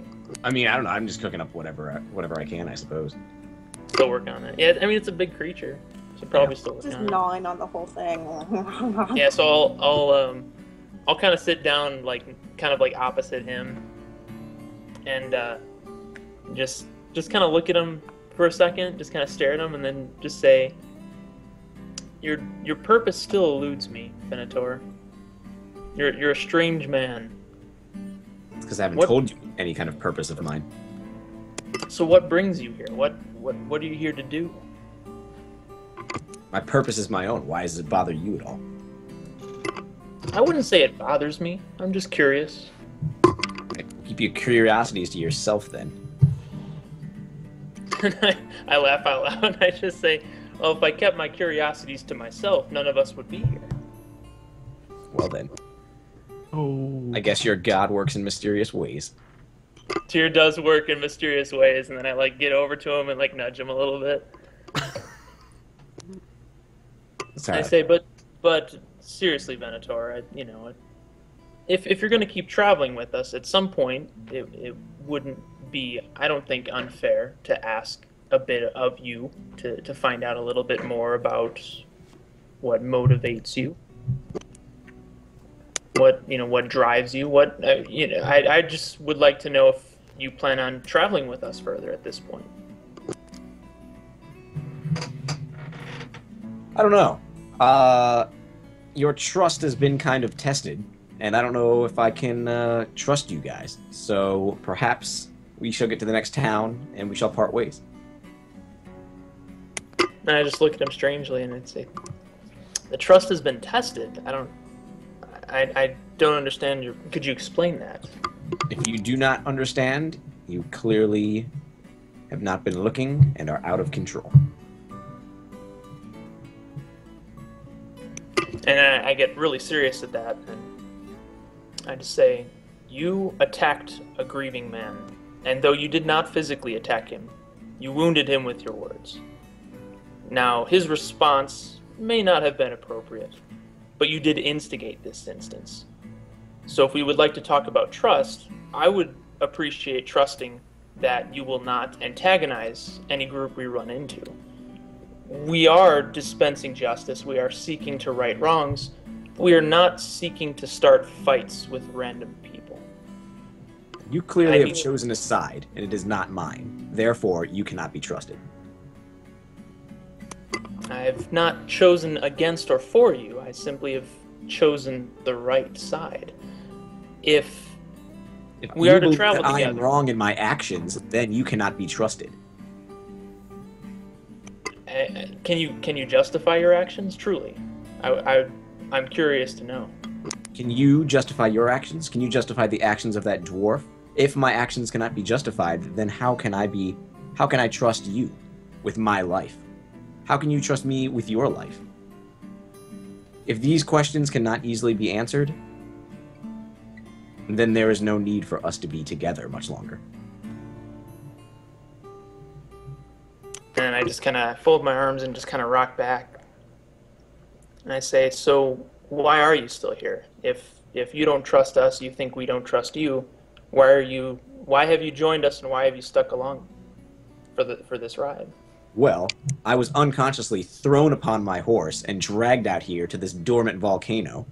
And now I'm sitting here licking flame wounds off of myself, cooking up the carcass of my horse, while y'all dance around in grease.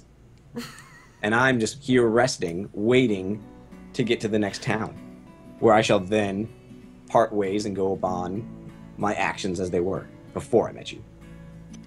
And I just let out a sigh and realize that we've reached our limit and just shake my head. Oh no! Oh, Skype. Can I just Skype's recall the it like in 2 worst. seconds? Yeah, hold on. I'm gonna recall it. Hold on 1 second.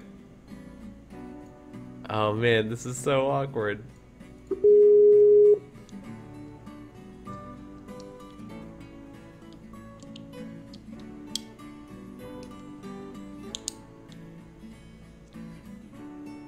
Oh.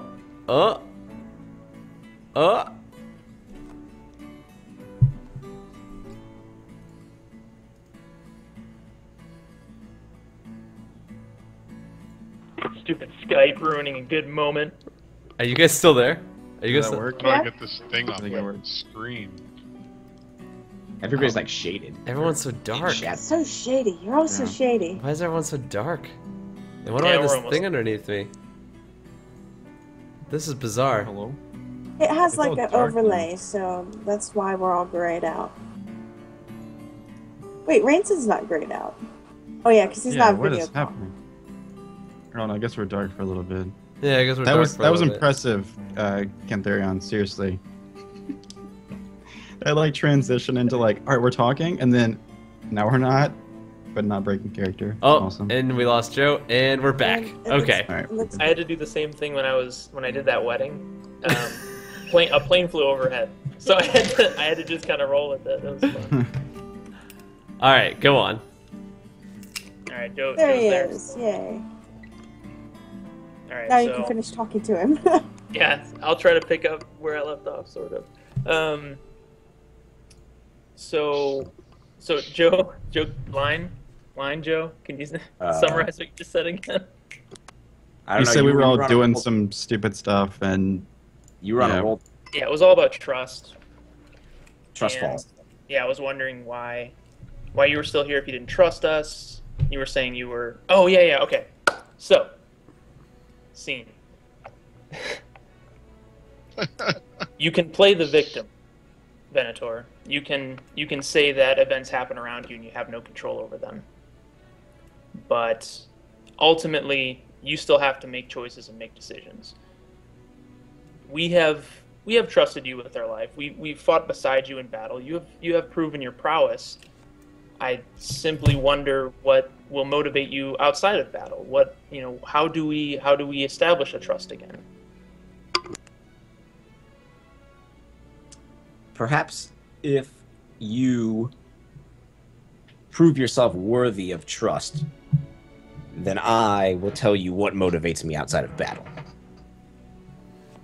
But you have not proven that, so I owe you nothing. I say it's not about debt, Venator. No, of course it's not about debt. It's about what is due, and you are not due any favors or any knowledge of any kind. Do not think that I am in debt to you of some kind, of some sort. Not at all. No, that's exactly my point. Is that I do not feel owed or beholden to you in any way. I simply wonder. I've been true to my word this entire time. I have not taken an action that I did not act upon, that I did not keep true to. So I wonder what outside of that I would need to do to earn trust. What actions aside from being honest?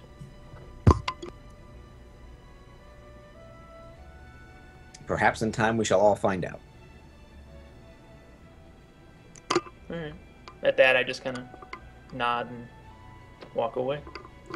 As you go back to the fire, Shadow laughing over the falling of Vincent, and Vincent, after feeling a little embarrassed after falling on himself, laughing at himself a bit as well, realizing the hilarity that he has caused. Grisham almost stifling a chuckle as well, thinking about the hard life that he has and the fear that might be back at Mauricium, finds a slight smile creeping across his face as he sees it. Cantharion, you go your own way, and Venator, you continue to poke at the fire as you look at all of these people sort of connecting together. The sky lights up as a shooting star flies across it. You realize that you're left with a book, a name, and a ring, and nowhere to go but where your own feet will take you. We're going to go ahead and leave it at that. I'm going to give each of you 1,100 experience. I've rather enjoyed all the role-playing that we had today. I think we did a fantastic job at breaking into some of these characters. So I'm giving everybody the 1,100 instead of just giving the normal experience and gifting everybody else everything. Were there any bonds that we had resolved today?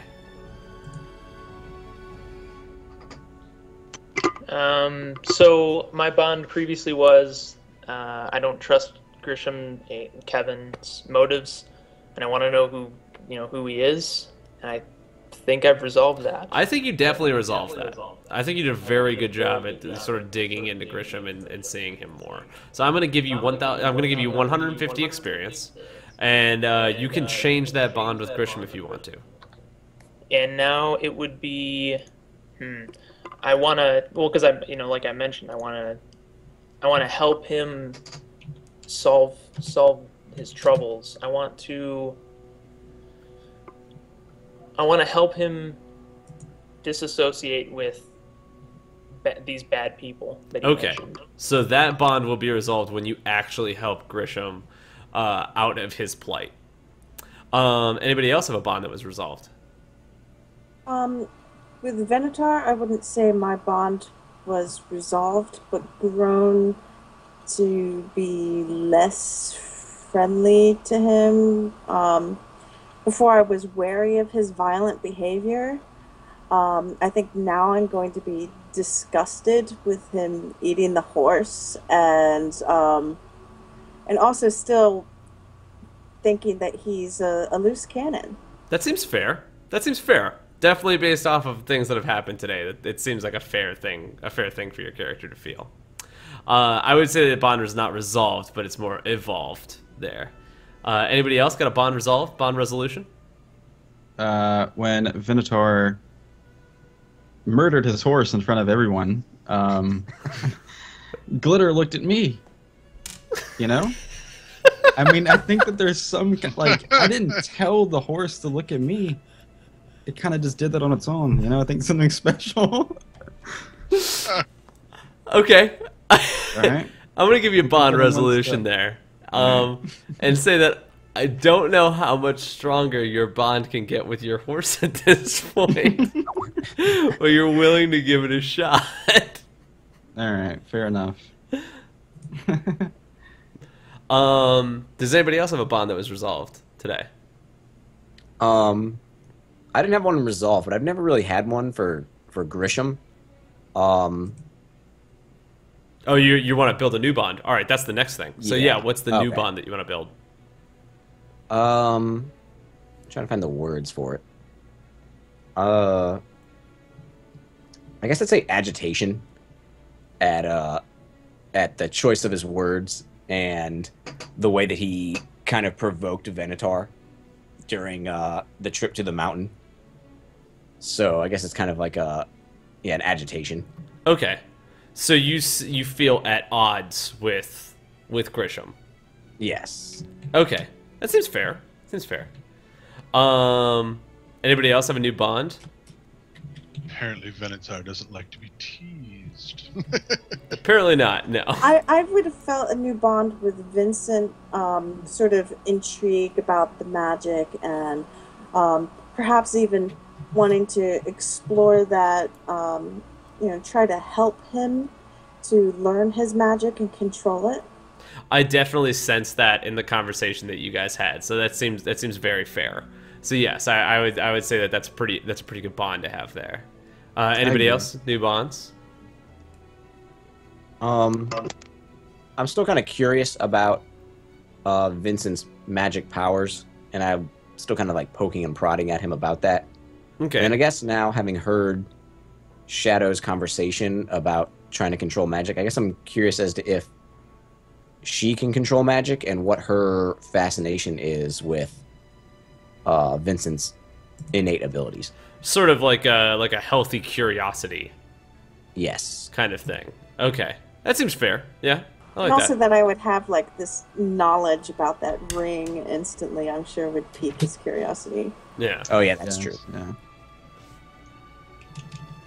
Anybody else? New bonds? Yeah, I would say I have a new bond with Venator. I don't know how I would word it in like a simple thing. It's essentially like he's, like I said, he's proven himself in battle, but you know, the whole loose cannon concept. So I want to verify, or I want to be sure that that Venator should be traveling with us. Because I don't know. You want to I'm trying to think of the word there. It's like you want to know that you can trust Venator. You want to know Make sure he's not going to harm the party. Like I want to give him the benefit of the doubt, essentially. Like I want to trust him, and I want him to be like in this group, but I need more. So like I think he said it best. I need him to prove that he's trustworthy. Like he threw it at me. I think my character kind of throws it mentally back at him, just saying, you know, I've proven myself honest. Now you need to prove yourself. Okay. I can see that. I just think you need to find a way to word it in such a way that's like, this is how I feel about Venator. You know? Maybe I need him to show that he can be part of a group. Okay. Like because right now he's just kind of, he's with us, but he's not he's not part of our group. He's just kind of there. So I need him to show that he can work. I need him to show that he can be a real team player. Maybe you are. Maybe it's like, I feel the need to keep Venator at a distance, like for fear that you like that he will hurt someone. You know, like if you are choosing not to be with us, I am going to keep you away. You know, that sort of thing, possibly. Or it could be the opposite. Like maybe I am looking to, like you are perplexed. Yeah, like MK Gamer says, maybe you are perplexed by him, or maybe you are bewildered by him, or something of that nature. Use it to figure out how to put that into words, like how it is that you feel about him. You know.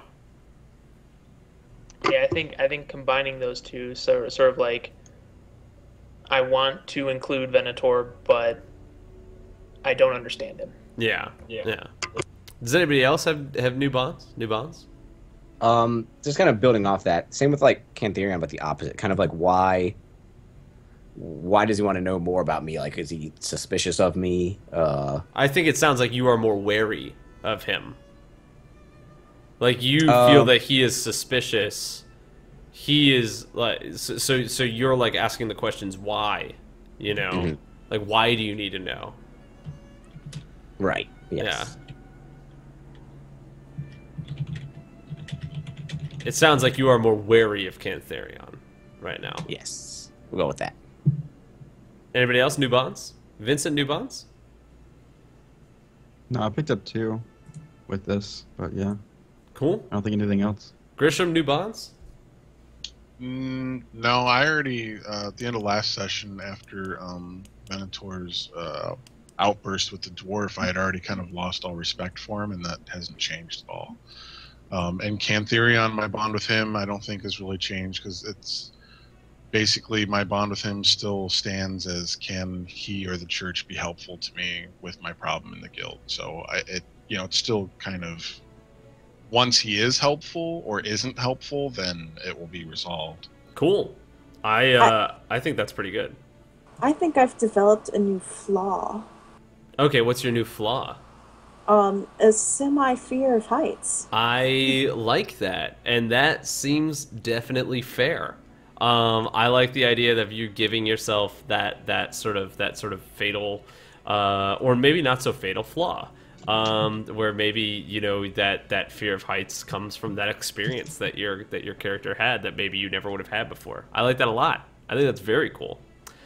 See, but the fear of heights is very common. You should go with something less common, like fear of mountains.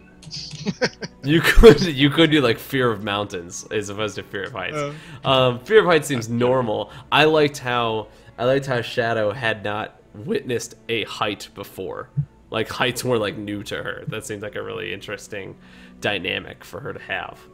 And her city that she comes from is kind of built up. If you think about the ancient Egyptian cities that had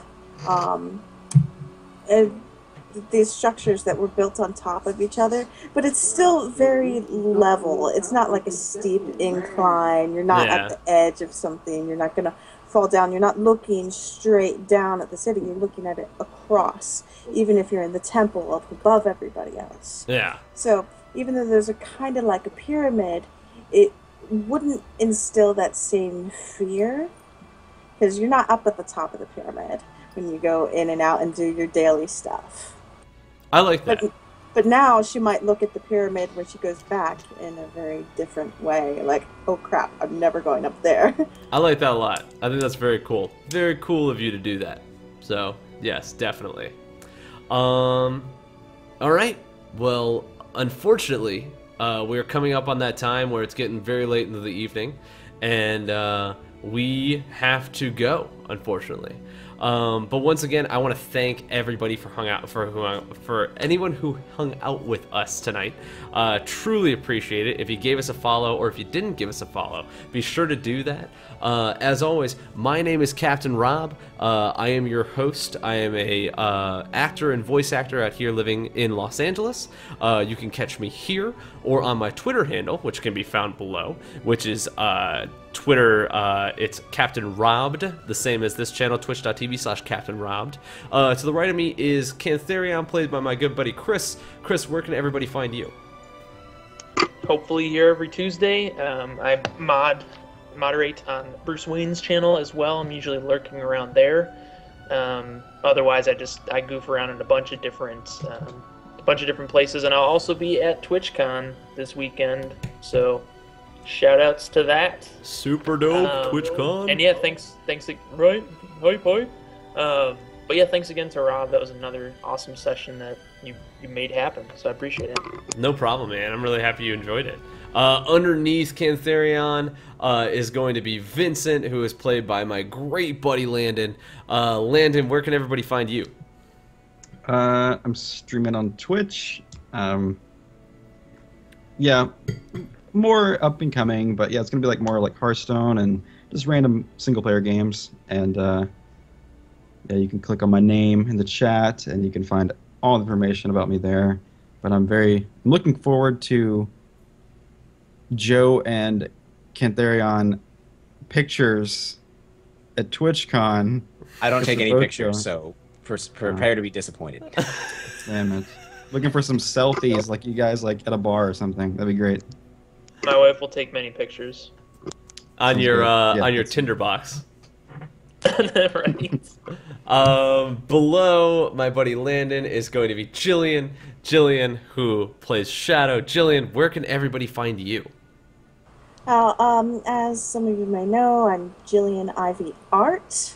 I'm on DeviantArt as Jillian Ivy. I'm also on Patreon selling art. I've recently made some new artist trading cards. These are 2.5 by 3.5 inch works of art that smell like coffee. I painted them with coffee. And super dope. They're awesome, and I'll be selling those on my Patreon. Very cool. Thanks so much. And then next to Jillian, to the left, is Grisham, who is played by Kevin. Kevin, who actually drew the artwork for himself, which is on that bottom part. Kevin, where can everybody find you? You can find me on pretty much whatever as Rainson. I'm on DeviantArt. I'm on Twitch here. I'm on what else am I on? I don't know what I'm on. I don't know where I'm at. To be honest, I don't know where I'm at in my life either. So it's totally okay. What are we doing here? You ask me this every week, and I never have anything to say. I'm just like, I'm places. I'm on Steam. I don't do Twitter. I don't do Facebook because I have nothing to say. But you know, that sort of thing. But pretty much in games and stuff like that, Rainson everywhere. And you can always catch him here every week if you enjoy his beautiful voice and his beautiful pictures. I have been streaming a little bit more, but I actually stream over on Hitbox, not on Twitch. Oh, wow, that's not good. We can't say that name. Well, congratulations, you just destroyed the entire thing. Twitch is going to take this whole series down. 3, 2, 1. That's fine. I guess I'll start streaming on YouTube now, I guess. I don't know. It'll probably get buried and die off soon anyway. Like above people over there. Above Grisham is going to be one of my best friends of all time, which is Joe playing Venator. Joe, where can everybody find you? Yeah, I'm Joe TC this weekend. Find me at TwitchCon, thathypdo. I'll find Chris and Mrs. Canth. I'll be sure to embarrass them. Maybe I'll take some pictures since I got one person following me. So yeah, you can find me on Twitter, JoeOTC. I guess I'll take pictures and do TwitchCon stuff. If you see me there, maybe get drunk in San Francisco, you know, do that thing. Heyo. Otherwise, I think next week I'm going to start streaming again, and I think I'm going to do a Fallout playthrough in order to get hyped for Fallout 4 coming out in November. Very nice. So look out for that to start when I get back from TwitchCon. So once again, guys, I want to thank everybody who came out, everybody who had a good time, and everybody who interacted with everything. Please feel free to tell your friends, click that follow button, click that like button, do whatever you got to do. We stream, hopefully, every Tuesday, sometimes Saturdays, and if we do run off the schedule, you can always follow me on Twitter, and I'll be sure to let everybody know on there. But as always, happy hunting. Thank you so much for being here, and yeah. We look forward to seeing y'all next week. More gun fingers. More gun fingers. All of them.